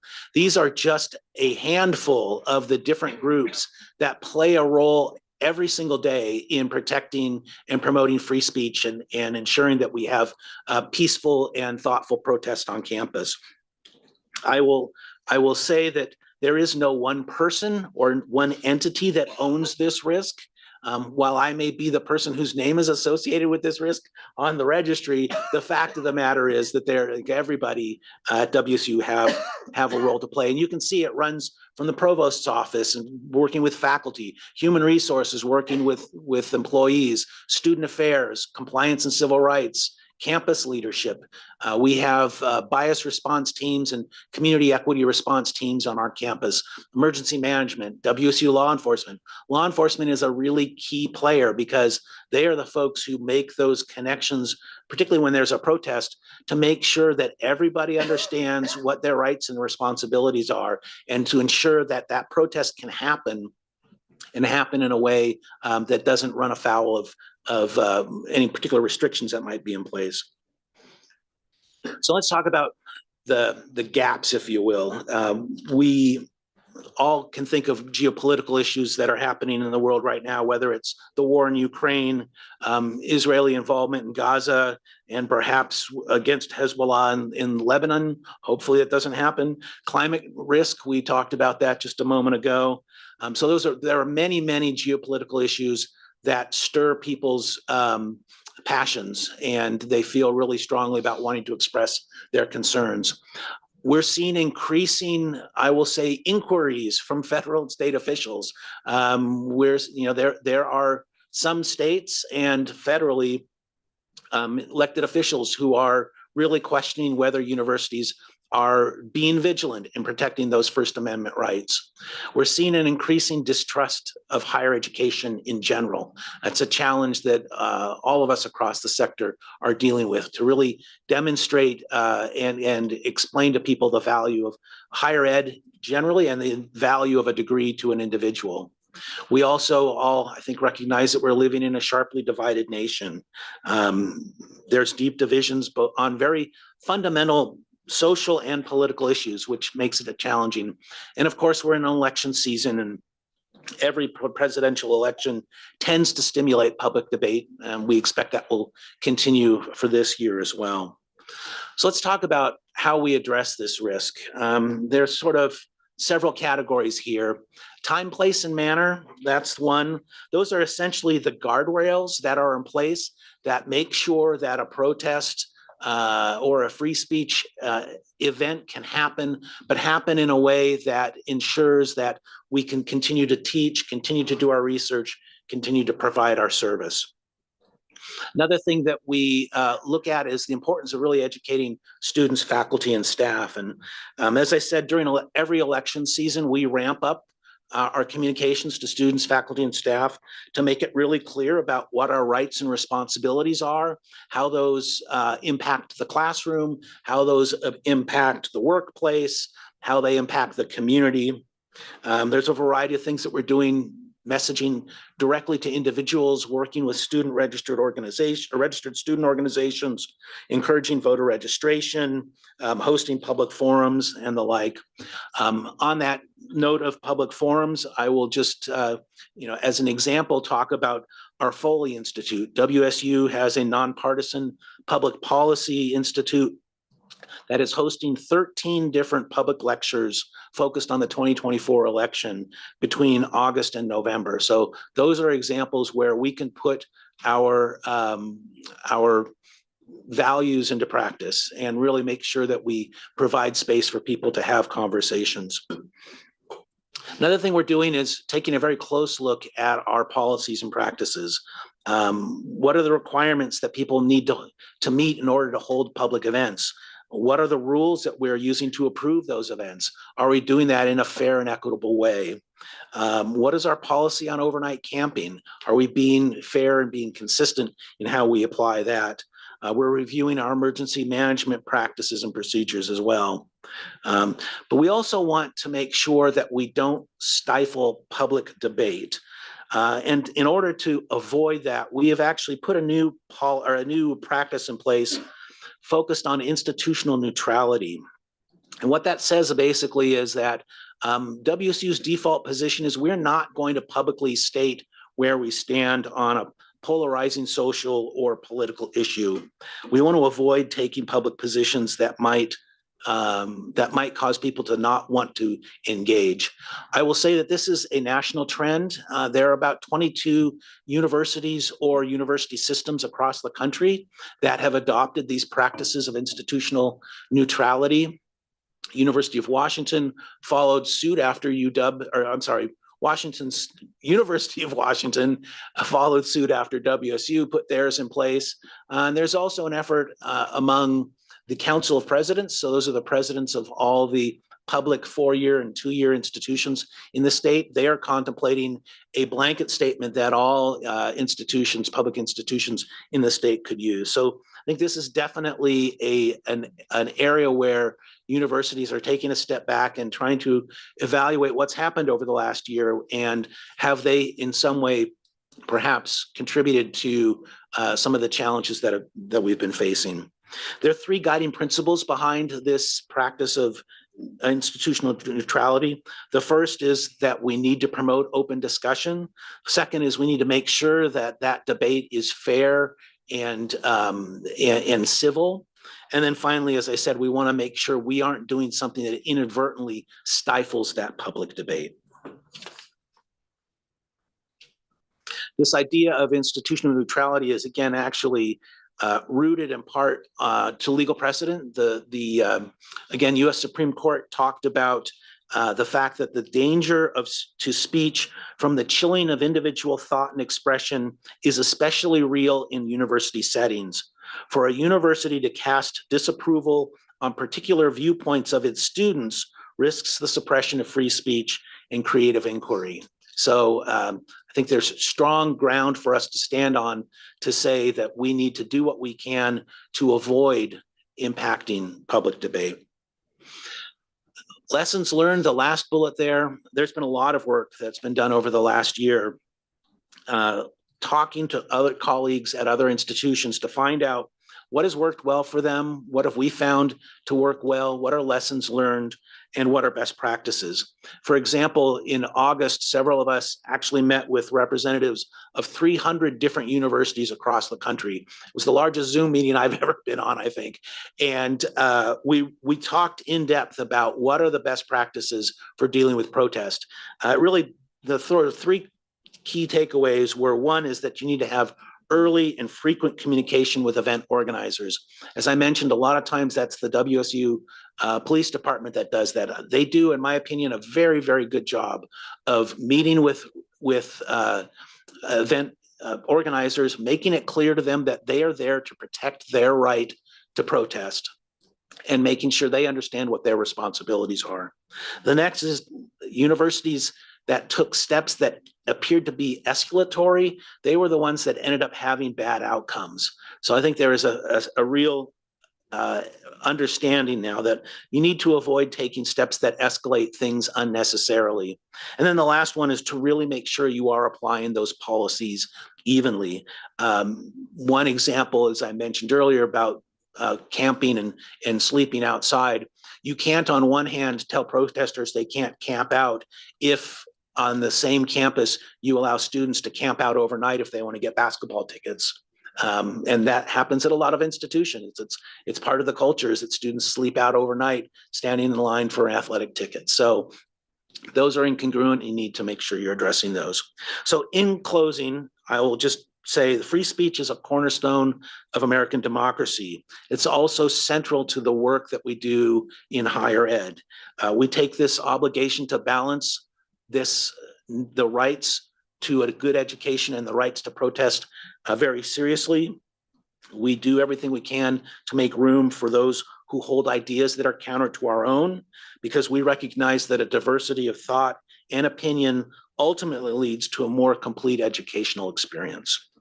So I will stop there and turn it over to my colleague, Tony. Thank you, Phil. Thank you. Yes, please. Because I hear all you're saying, and I think it's great background and so forth. But ultimately, what happened from my point of view on the campuses, some campuses across the country this spring, was more in a crisis management mode that we needed to be in. Do we have plans that have been established? Should we have an explosive situation so that we have people who have certain jobs, they know what they have to do. There's protocols. I mean, it's sort of like sometimes we used to talk about pandemic planning, and then we had one. Well, sometimes, and that didn't all go as well as we thought. But the thing is if you have a really clear-cut plan, that if you have something explosive like this, everybody knows what their job is and you can, you can approach it. Is that? Just that emergency response, kind of, Emergency- yeah, that's the what word you're I was looking for, searching yeah. Do we Yeah, have that? and I will say we are in a much better place today than we were even just a few years ago. We made a hire recently within the last probably year and a half to have an emergency manager who really had that as his sort of primary responsibility. In the past, it was a duty that people shared. And so to have someone who is specifically trained around emergency management, and there's a variety of steps. I mean, you need to do preparation, you need to do mitigation, you need to address an issue if there's an issue, and then you need to do recovery. Having someone who is leading that effort for us at a system level is really important. And so I think I think you can always be more prepared. I think you're never completely prepared, as the point you make with the pandemic. But again, I think we're in a much better place. And certainly the awareness is very heightened about the need for us to be prepared for whatever eventualities are happening. But there is like some sort of an all hazards plan. A plan. I mean, there can be different types of hazards that can happen. Yeah. But we've had a couple of near misses, at least since I've been on the board, that could have been a lot more explosive than they were. But I mean, what happened on the college's campuses, hopefully it would never happen here. But I mean, it was really, really bad. So do we have like any kind of plan outline? I mean, is it in development? Or just we so do. know And one of the things that, again, I don't want to take up too much of our time, but the beauty of having this emergency manager is he is creating what's called incident response plans for any kind of an event we have. So for example, when the students hold an event, a music event on the lawn down the hill from here, he will create an emergency management plan specifically for that event. It's probably not needed, but his perspective is it's good practice so that when we do have an event, we've got a plan, people know what their roles are. We didn't really ever, it was a little bit more by the seat of our pants previous to him being in that role. But like what happened, and I don't want to elongate this, we can talk about it another time, but it wasn't an event. It was an explosion, and so it's just like, if you have something major happen that is unanticipated. I see what you're saying. How you don't have time to put together a plan then. You really want some shell of a plan or something that you know how to move forward. At least that's my thought. So yeah, and that's and sort of enough said, but yeah, you heard me. Yeah, and that when I make the reference to the all hazards plan, there is a science around emergency management, and the trend is to, rather than having specific plans for specific types of problems, you create what's called an all hazards plan. So regardless of what the incident is, everybody knows how they're supposed to respond. Who is the anonymous manager? Doug. Thank you. Doug, remind me his last name. Anderson. Thank you, Doug Anderson. I would like some time for us to hear from this person so that Yeah. I mean, we're talking about situations where you could have an active shooter beyond the political unrest. And we Yeah, know it that kind that of could feeds happen into even what we're going to talk about in cybersecurity, right? Like I think Charles probably on top of that, but it's an emergency response, hazardous response. Anybody that is a bank or a credit union, I mean, we're living in this space every day of what happens if somebody shuts us down, or if we are making that. That could be something for sure that we'd like to look at from a enterprise risk standpoint, is just understanding what those plans are. The other thing was with protests, as somebody who's covered those, is that I've seen governments try to work with individuals that are going to be protesting, but then there's no plan for who decides to come in, like an anarchist or whatever, to basically just throw all the planning out the window. So that's another thing, which I think has happened in a lot of the campuses around the country. So, and will continue to do so increasingly. Yeah. So If I could, I think this is a great topic, and we want to make sure that the board is fully informed. My suggestion, because we keep cramming more stuff into meetings, is we can provide a short written summary to the board, because we do have a lot of this in place. The chancellors have it in place on their campus. So it's not like we're putting this together for the first time. We've got a lot of that. We're refining what we're doing as opposed to initiating. So I think we can provide the board back a couple pages, and then what can happen is we can use that as a springboard for future discussions. If that will work. I just want to be careful because every time we add a 30-minute topic, something else gets squeezed out. I want us to be careful moving ahead. So I relocated and I'll head back up there, but I was trying to make eye contact with you. I think it's going to be important that given our workload this year, we look at opportunities for additional follow-up questions in the right place, right time. And so another opportunity to have a conversation beyond just a couple pages would be a smaller group dialogue around this. But I am struggling with how we're going to work this into our work plan for a full presentation, which I don't think is what we're necessarily looking for, but the additional level of detail I think would be helpful as we understand what the plan is. So I would just suggest that when we think about this, it's a couple pages and then an opportunity for a small group conversation. Okay. Certainly take that back and provide that. We do have quite a bit in place. Yeah, sure. Thank you. Thank you, Phil. Okay, I would like at this time to invite Leslie and Tony and Mike, who I believe is virtual here with us, to the front here to discuss cybersecurity.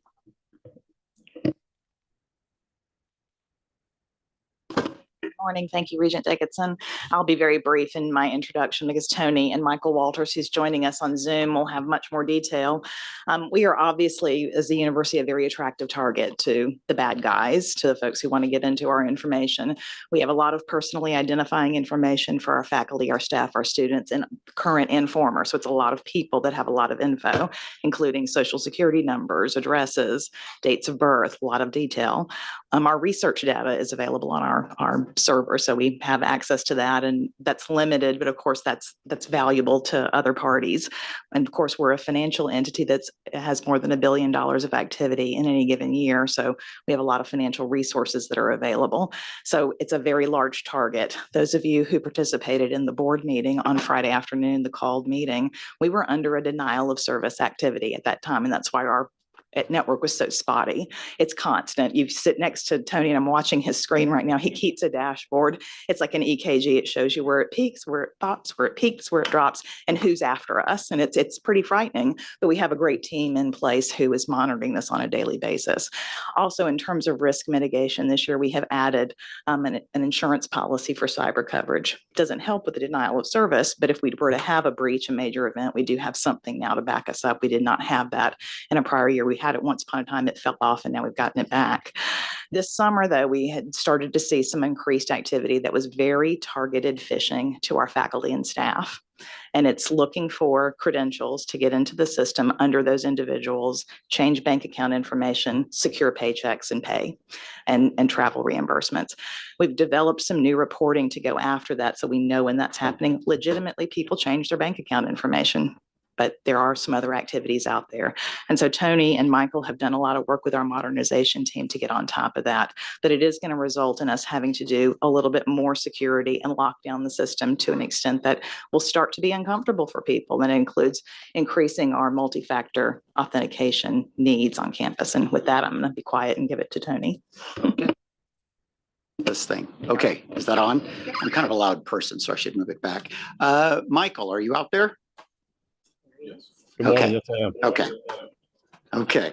All right. So thank you, Regents, for giving us the opportunity to give you a briefing. We do have a few slides and some interesting things to share with you about the changing landscape.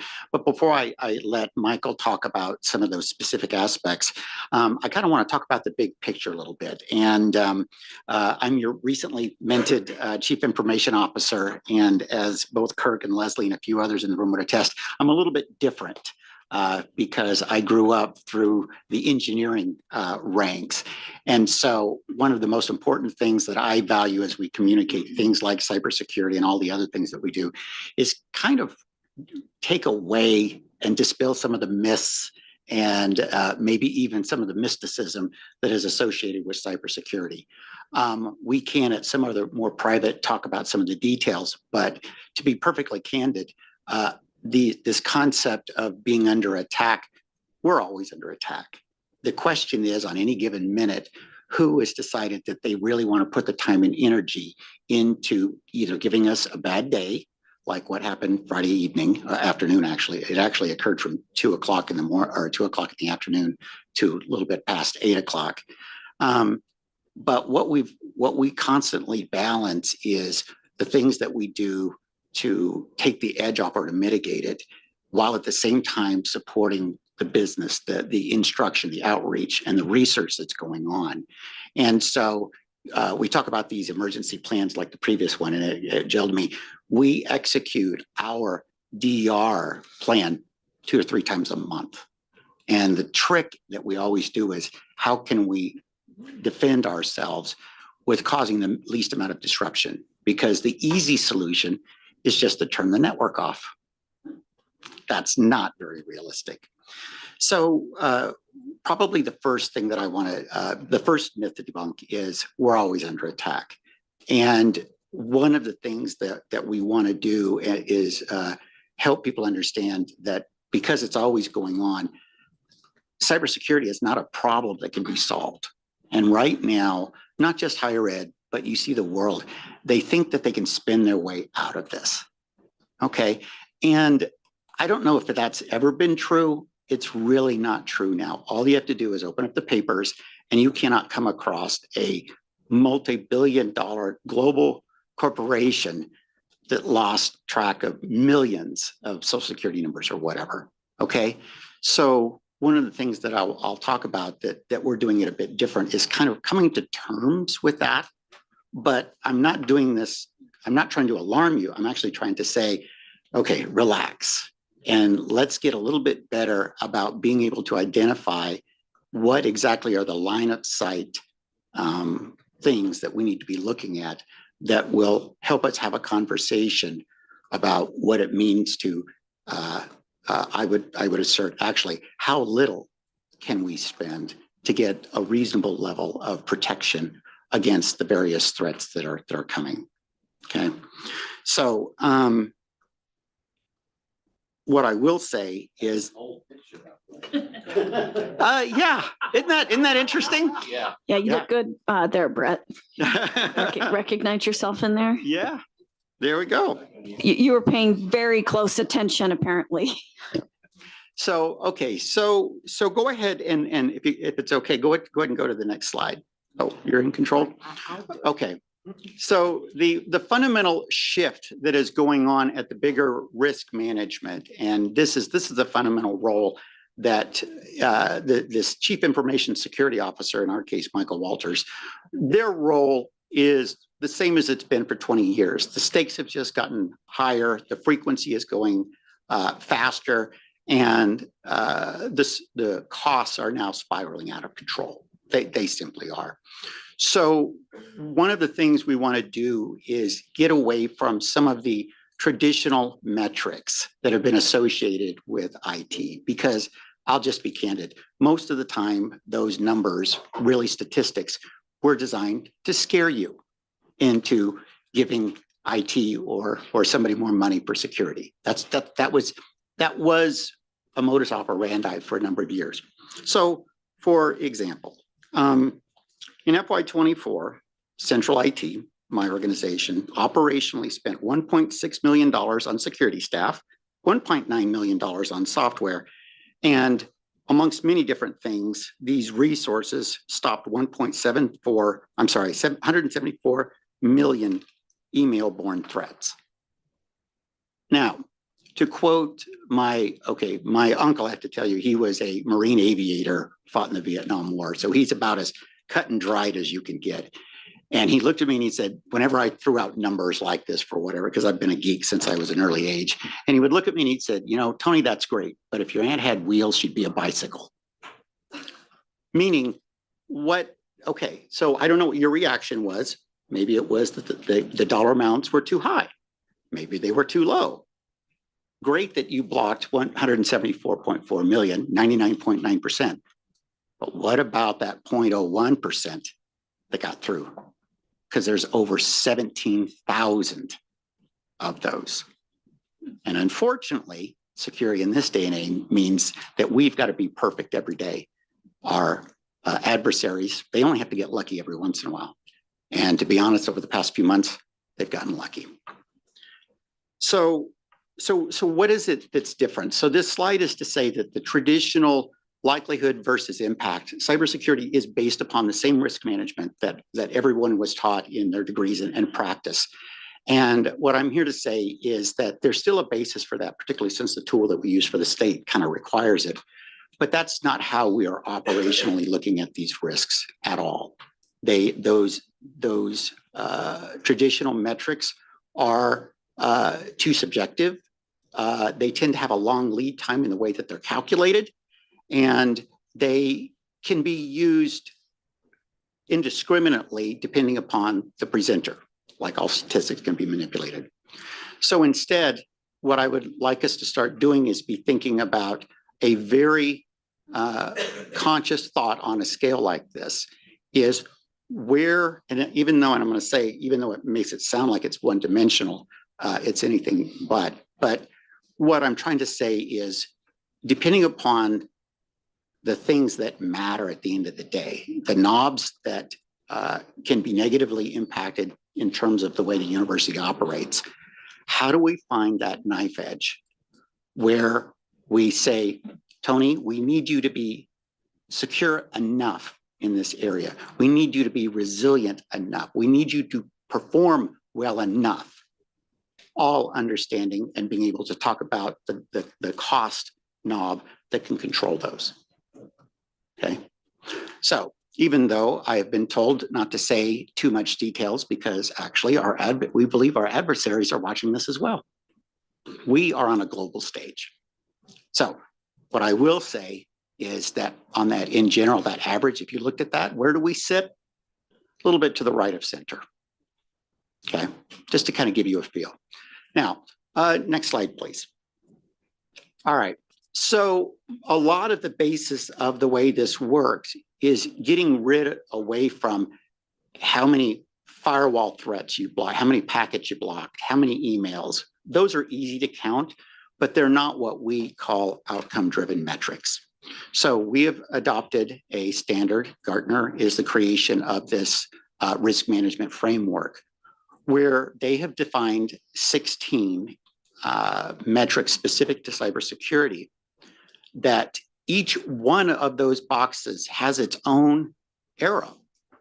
It has the level of protection defined for it. We can be very precise and accurate on the dollar amount that is associated with that. So I want to bring your attention, next slide, to what Michael is going to spend a little bit of time about, is these four. And he'll explain a little bit why we're starting with these. What I will say, without stealing any thunder of his, why we can get started with this is something that all of you, Kirk and Leslie, can hold me and Michael accountable to. Why? We are already buying the tools for the most part that we need to do that. So I don't need any more OpEx on that side. On any given day, we think we've got enough people, and I want to try to leverage our people before I ask for more. And unlike the majority of the remaining 12 metrics, the partners that I have the family have been brought into, most notably risk management and HR, are the groups that I need to help me pull this off. So on that note, Michael, take it away. Good morning. Thank you, Tony. And thank you to the board. I appreciate the opportunity to be here today to talk about some of our cybersecurity risks.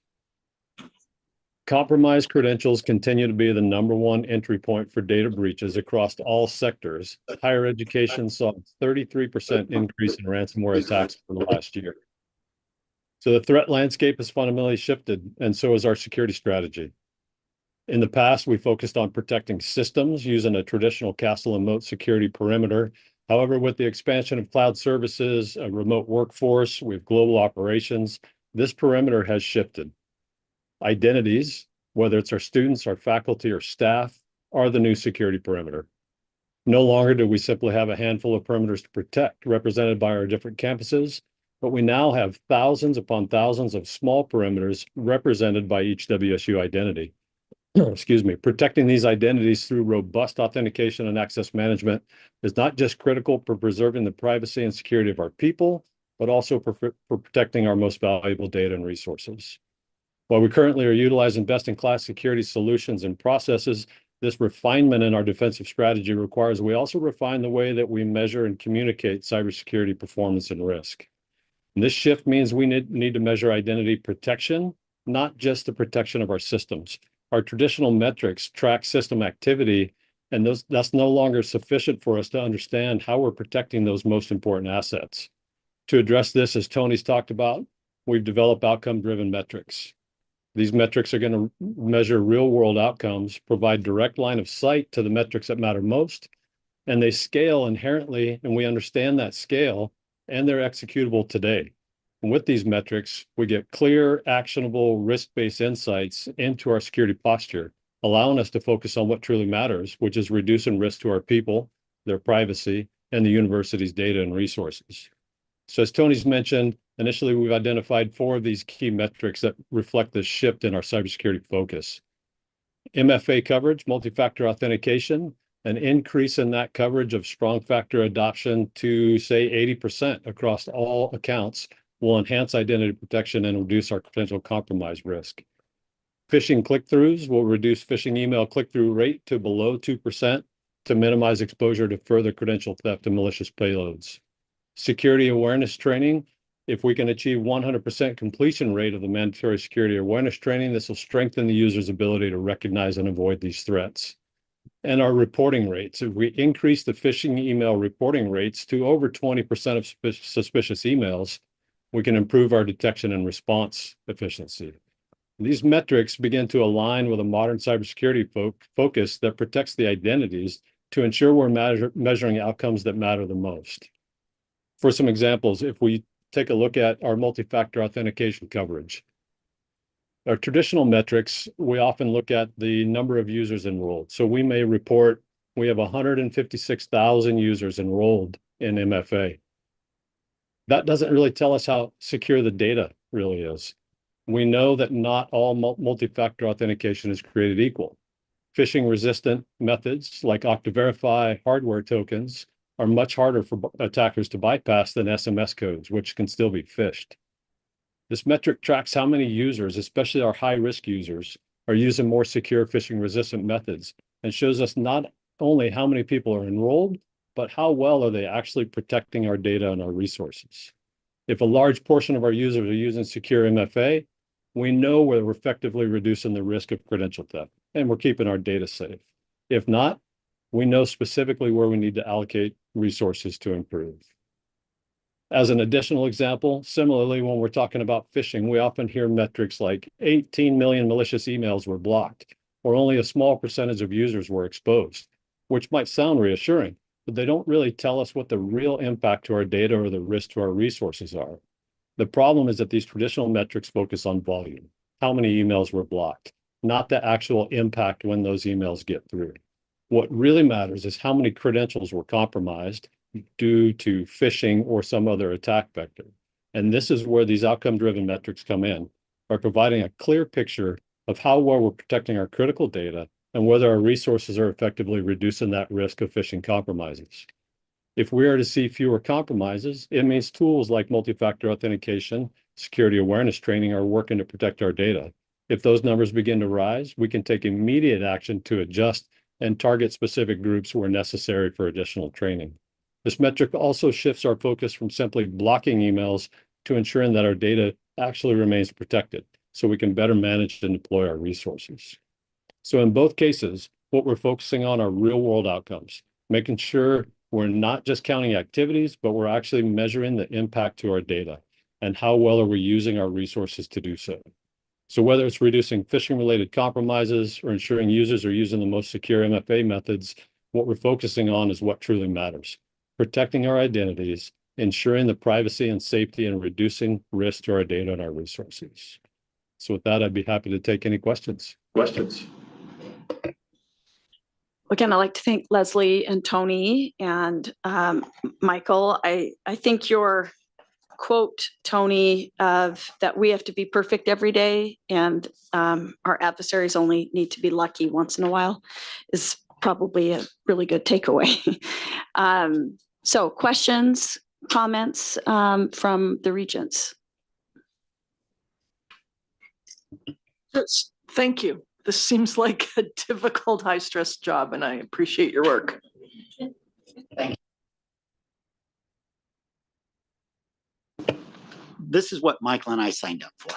So, and we appreciate all the continued support that we get, particularly with the faculty. It's really easy right now in these times to just look at the security as a barrier, just one more thing slowing down. But my commitment to you and all of them is it isn't security at any expense. And we look forward to further conversations, including with students as well, as what can we do to just be as good as we need to be and stay out of the way of the rest of it just as much as possible. Yeah, I just want to say thank you also. And it's a responsibility that each of us have to be vigilant, all of us in this room as well, and speed. So I know with AI and the advent of, Autobots making Autobots, speed is going to be all the more increasing as well. So thanks for what you do. I appreciate it. Michael and I have a great team. All right. I had a question just about the attacks. Are they coming within the United States, or is it just anywhere globally? It's globally constantly, particularly as some of this is self-inflicted in terms of as we expand our connectivity and resiliency of our networks, we make ourselves that much more of a broader target. So, for example, the country that the attack Friday night surfaced from, and to be clear, the perpetrators were probably from another country 1,000 miles away, was a former Eastern Bloc country. But we know those were just assets that were compromised that happened to be used, and literally our network engineering firewall team was playing an enterprise game of whack-a-mole. They would appear, disrupt us, we'd knock them down, deny their traffic, take about 2 or 3 seconds, then they'd pop up to another part of Europe, and then we'd go after them, and until finally Michael and I kind of said, okay, enough's enough, and we took a little bit more drastic action, which for reasons I've discussed earlier, I can't go into detail, but it's actually the protection mechanisms that we put in earlier this week, and we hope to automate that in the coming months. The financial industry just went through a unique one where there was actually no threat, but they created through national associations a perceived threat, which caused banks and credit unions to think about, and some activated having people change their passwords, their online banking passwords, which was exactly what the action of the attackers were trying to get to, even though there actually was no threat. So it's very interesting of trying to navigate when do you pull the trigger to activate your membership and your audience versus not to. So, okay, thank you so much. Excellent report. We appreciate it. Thank you very much. All right, next up, we have our last information item, which is enhancing research competitiveness and our multi-year system-wide plan with that. And we have both Mike Wolcott and also Kim Christian, who will be presenters today. And is Mike virtual? Yes. There he is. I can't, sorry, I can't see you there. Oh, you're there. I'm looking at the wrong TV. Okay. And so it's Mike Wolcott, not Mike Walters, though, just for clarity for those. So, okay, I will turn it to you. Okay. I think Mike's going to start it off there.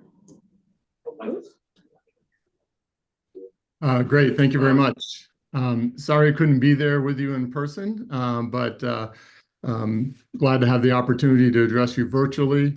Also want to take this opportunity to introduce you to Professor Kim Christian. Many of you may not know her.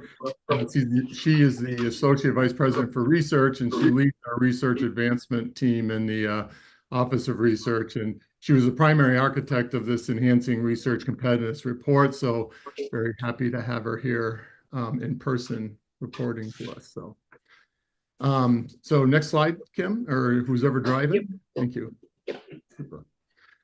So I've talked to you in the past about the trends that we're seeing within our research metrics, and those trends are that, you know, despite the fact that our awards are going down in many cases historically, the value of the awards were continuing to increase, and the award sizes were continuing to increase. So we have some new data here that looks just at the change from last year to this year, and we see a little bit of a leveling of that metric associated with that, where the number of proposals really was somewhat unchanged, the number of awards was somewhat unchanged, but we do see increasing values and whatnot going forward. Next slide. Just wanted to give sort of a trend to our FY24. So these are awards. In the past, we've oftentimes talked about expenditures. And so expenditures actually are how much research dollars from the awards that we're expending every year on these, and then recouping in terms of revenues on those basis. But these are actually the award data the proposals that that won an award and has come into the university on that. You can see that we have been seeing a continual increase in the trends on those, and that included this last year going into FY24. We saw another substantial increase in this. So really a tribute to our research enterprise and our faculty that have done the hard work here of writing these proposals and developing the creative ideas around research activities.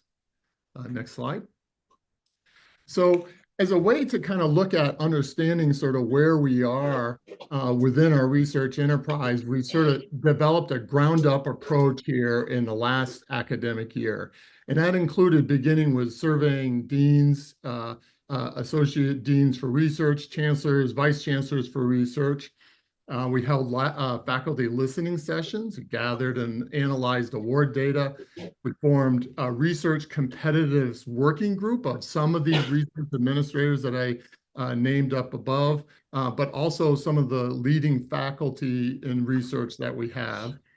From that, we developed a set of research strength indicators, and that was brought forth from surveying chairs, directors, ADRs, and VCRs.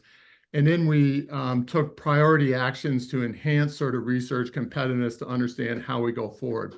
So the report that we're going to summarize here that Kim's going to be talking to us about, I want to make sure we understand this is not a strategic plan. We spent a lot of time with Chris talking about strategic planning in the beginning of this. This is not that. This is actually just an assessment of where we are today, who we are as a research institution. We can think of it as a mirror on ourselves currently, and it's a tool, a decision support tool that we can use to move forward in strategic planning or in resource allocation or in a number of these different areas from that. And we've been using this to collaborate with a number of offices, as Holly mentioned. Marketing and communication is one of those. So next slide, Kim. And yep. I think that's you. Yep. So as Mike said, really the first thing that we needed to do was come up with a shared set of indicators we hadn't had before across colleges, across campuses, across units, a shared understanding of what constitutes a research strength. So we surveyed chairs and deans and ADRs and VCRs really over an iterative process. And you do have the full report. So in the full report, you can see the numbers, but the three indicators that bubbled up to the top, well over 80% or 90% of people agreed, were a critical mass of faculty, sustained and significant funding, and that the research had some community or societal benefit. Now, for each of these, then we said, how are we going to measure those? So for a critical mass of faculty, we're looking at the number of unique PIs. So internally, we have what we call the My Research database. So any sponsored research goes through the Office of Research. It's assigned a number, so we can see who exactly we have as unique PIs. And then we wanted to also add publications, so unique authors. So we triangulated across 3 different databases because nothing lives in one spot. So we use academic analytics, Web of Science, and actually Google Scholar to make sure that we were getting not just single author publications, but book chapters, monographs, a whole range of type of publications, and that we could look at unique individuals as authors. So that was how we measured a critical mass of faculty. For sustained and significant funding, that's the total value of the sponsored research awards that we see through our office. Understanding societal benefit, community impacts, this is something that all universities or philanthropic organizations struggle with to some degree. There's not great quantitative measures for this or metrics, but there are some standards that are used. So we did still continue to use publications. We broadened that to things like news stories, op-eds, those types of things. And as well, we were able to work with Phil's office and get a data set that they have that showed the last 5 years. So all research news releases that went out, we were able to look at the potential reach. So as a news release picked up by the Wall Street Journal, New York Times, whatever it is. So we were able to look at that. We are going to start next month in October doing some qualitative analysis of societal benefits and community impacts. So that will be something that's evolving. But with these, once we had the indicators, we went back to the data and looked and said, what are our strengths? So we do really have 5 strengths. We have one emerging area, and that really sort of, if you look at the full report, you can kind of see the data. There was a natural break. But we have food security and sustainable agriculture, community and public health, environmental sciences and energy futures, biomedical life sciences and biotechnology, and next generation materials and advanced manufacturing. So our emerging area is AI, machine learning, and robotics. That's been steady over the last few years, and we're seeing an influx, obviously, because this is an area that research is growing and we see more federal dollars coming. So it is an emerging area. If we look at these strengths and we're looking, this is sort of a 15,000 foot view. So you can see across the strengths, we're dealing with food security and sustainable agriculture, close to 250 million. Over that time period, and we look at AI, machine learning and robotics, close to 50 million. You can look at the number of researchers going from everything 250 researchers in the area down to 77. What we did then was really dive into there and said, okay, these are really broad areas. We need to sort of focus down even more to get a handle on what in these areas, where are the levers that we can move? What are our exact strengths? So for each of these strengths, you see 4 to 6 sub strengths. And that really, then we're able to see, okay, in this area, what are we doing that's making a difference? What are we doing that's getting high dollar value grants? Where do we have number of faculty? In the full report, you can look for each of these sub strengths at the dollar amounts, the faculty amounts, the publication amounts. What I think is also we need to point out is that for each of the strengths, there are at least 3 colleges involved. Most have more than 3, and at least 3 campuses involved. So our researchers are highly collaborative, highly multidisciplinary, tackling these problems from a lot of different angles. I know we may be short on time, so we have a slide for each of the strengths, so I'm not going to go over each of them.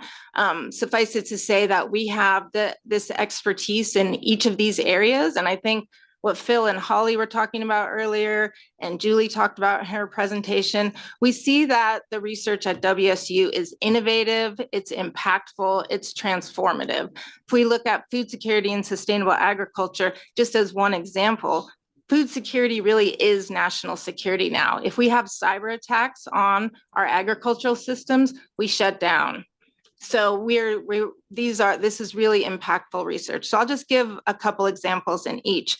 For community and public health, we have specific expertise in monitoring, detecting, and preventing infectious disease, both in the United States and abroad. We also have a really detailed focus on health equity and some really innovative work doing, not only in looking at equity in terms of access, but equity in terms of the type of care that we provide so that it's culturally responsive.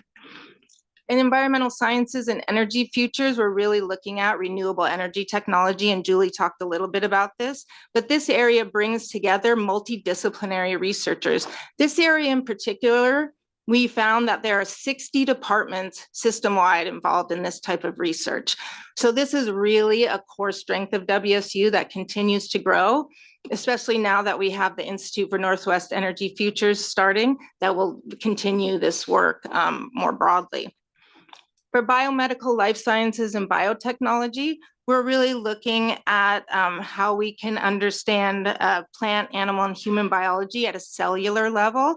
We have a functional genomics and resilient livestock effort that's really making a big impact, as well as some pharmaceutical sciences that are looking at how do we get treatments at the subcellular level so that we can overcome drug resistances in cancer patients. In next generation materials and advanced manufacturing, we do a lot of work with Department of Defense and Department of Energy in this sphere, as well as looking at new engineered materials made of plants and recycled plastics. We have a whole industry in Washington State using cross-laminated timber and then producing permeable pavements to reduce toxins that are going into the water. We talked a little bit about AI, ML, and robotics. The biggest growth area there right now is cybersecurity. So dovetailing with the last, we have a CISR Institute for Cybersecurity that was funded by the Department of Defense, and that's in both research and teaching. So as Mike mentioned, the report is really a plan to think about this as a decision-making tool. Now we have strengths, we have metrics, we have the data. What can we do together? Some of what we can do is really look to assess our needs and in those areas of strength. So we work with the Office of Research, working with our research competitiveness group, ADRs, and research faculty. Where can we make targeted investments? Some areas may need faculty. Some areas may need deferred maintenance to be taken care of. They may need technology. They don't all need the same thing. This tool allows us to make some of those decisions. So we've been working with facilities over the last few months and having regular biweekly meetings to talk about what their plans for deferred maintenance and infrastructure, and how does that align with the research strengths across campuses. So that's another area. I noticed on the threat assessment that deferred maintenance is on there, and deferred maintenance is one of the top challenges that researchers across the system face, more on the WSU campus and in our research extension centers, but across all campuses. And then working with the provost office and deans, where can we make strategic hires or retain faculty? And that's one of the biggest things is we lose faculty in these high research areas. So how do we retain them? How do we recruit new faculty? Which areas need those to really grow and have a high return on investment? And I'm going to pass it back over to Mike for the last slide for the recommended actions. Mike? Thanks, Kim. So we reached out to our group to provide some recommended actions about how we might best, from their perspective, drive or enhance the research competitiveness of WSU. And so these were divided into three primary sections. One was research investments, research support, and research infrastructure. And I'm going to talk about a few of these here, but if you go back to the report, there's a more extensive list of these activities from there. So first and foremost, within research investments was to create a recurring strategic research investment fund. And the suggestion on that was from uncommitted F&A. Leslie and I have been working heavily on budgeting the F&A or the indirect costs that come into the university on research grants for those. And so how might we provide room within that budget to have a recurring strategic research investment fund? With the Provost's office to create a pool of funds and process for faculty retention and recruitment. In the areas of research support, how can we improve faculty recognition of awards and research excellence? Again, with the provost office, because these specifically align to individuals or faculty members from there. Work with SPS to enhance communication and efficiency between support staff and faculty. This is another area that we've already developed a strong working relationship with Matt and his team. It's been really a tremendous group to work with. In research infrastructure is form a research infrastructure committee, which Kim already spoke to, that we've done on this to assess priorities of research infrastructure needs. And then finally, to fund modernization, repair of infrastructure and equipment aligned with research strengths. So what you see in here is many of these are ones that we already were getting involved on, and we're using our research strength in this document on there. Some of these are new activities that might happen that we need to continue to work with other offices on.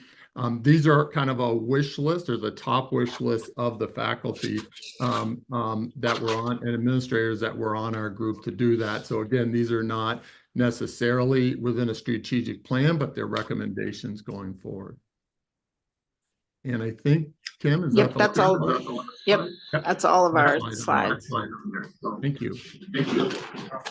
Okay, well, that was an outstanding report. So thank you, Mike and Kim. We appreciate you being here. I think Regent Powell had a question or comment, and then Regent Ramos. Whoops, thank you. I thank you for that great report. It's really, I think, exciting to hear that you're moving forward with that, and it's such an important part of our entire university experience and agenda.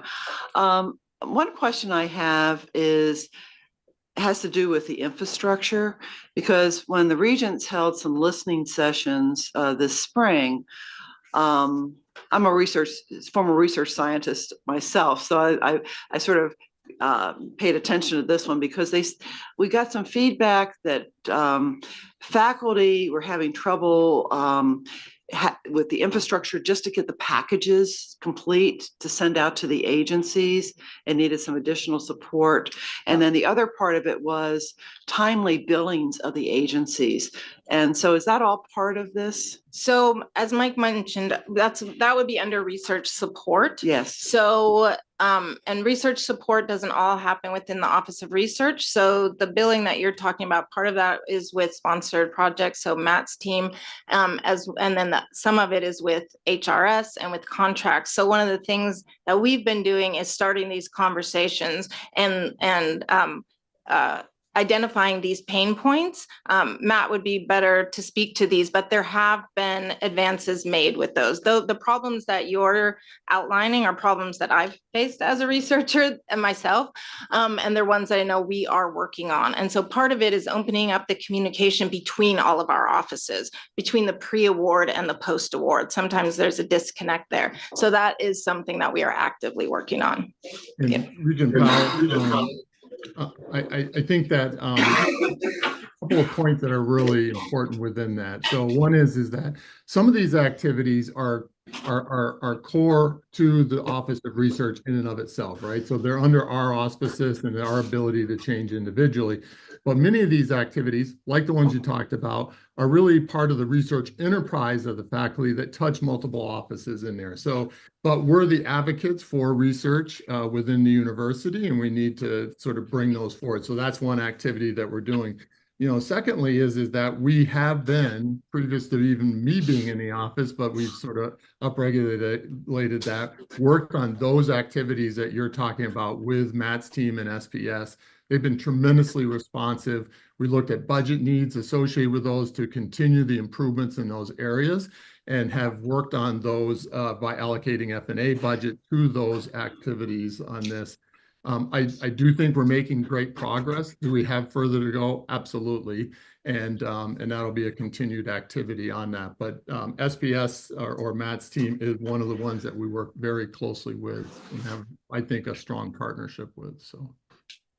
Thank you. Yeah.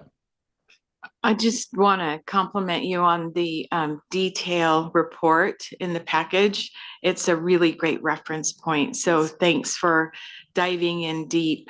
I'm curious, we had a 30% increase in the value of our research dollars over a period of time, which is really cool. Question I have is, how much is the overall potential? Like how many wins to the total goals out there? I mean, it must be in. Well, so a couple of things. One is looking at the data, we see that over the last 6 years, regardless of the number of proposals we put in, we're between a 63 and a 66% success rate. So when those numbers of submissions go down, that's why it's alarming. We need them to go up because we've been really steady in terms of the rate of success.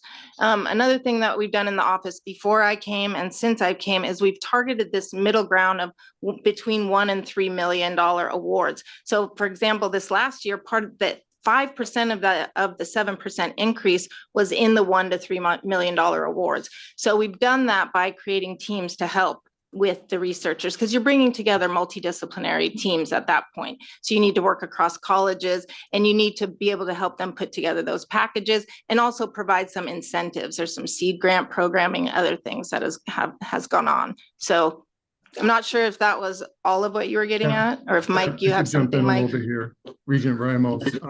So I think with regard to that, where is the potential? I think the potential is far north of where we are now. Some of that's going to require growth in the faculty, but other parts is the strong coordination that we're currently doing with government relations. Our biggest funder is the federal government. So aligning closely with the federal agencies and our political entities are a major component to growing those.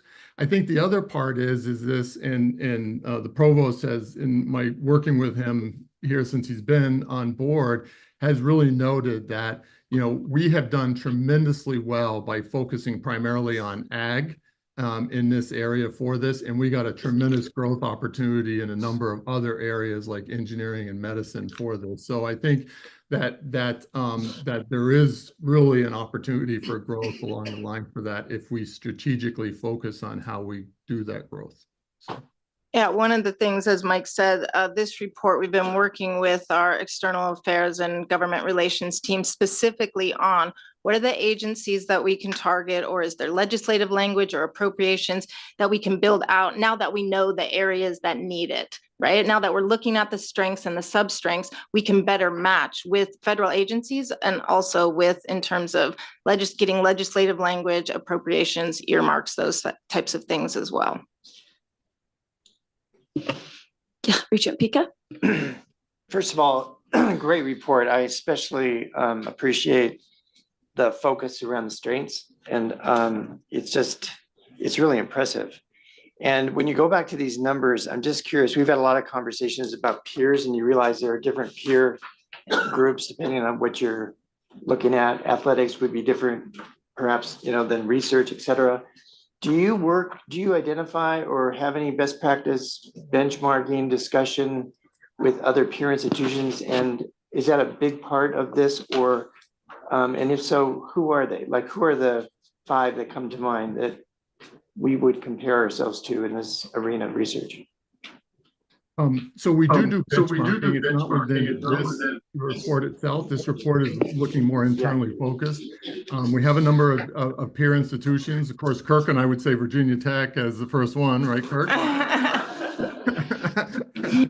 Good, I can see you in the background.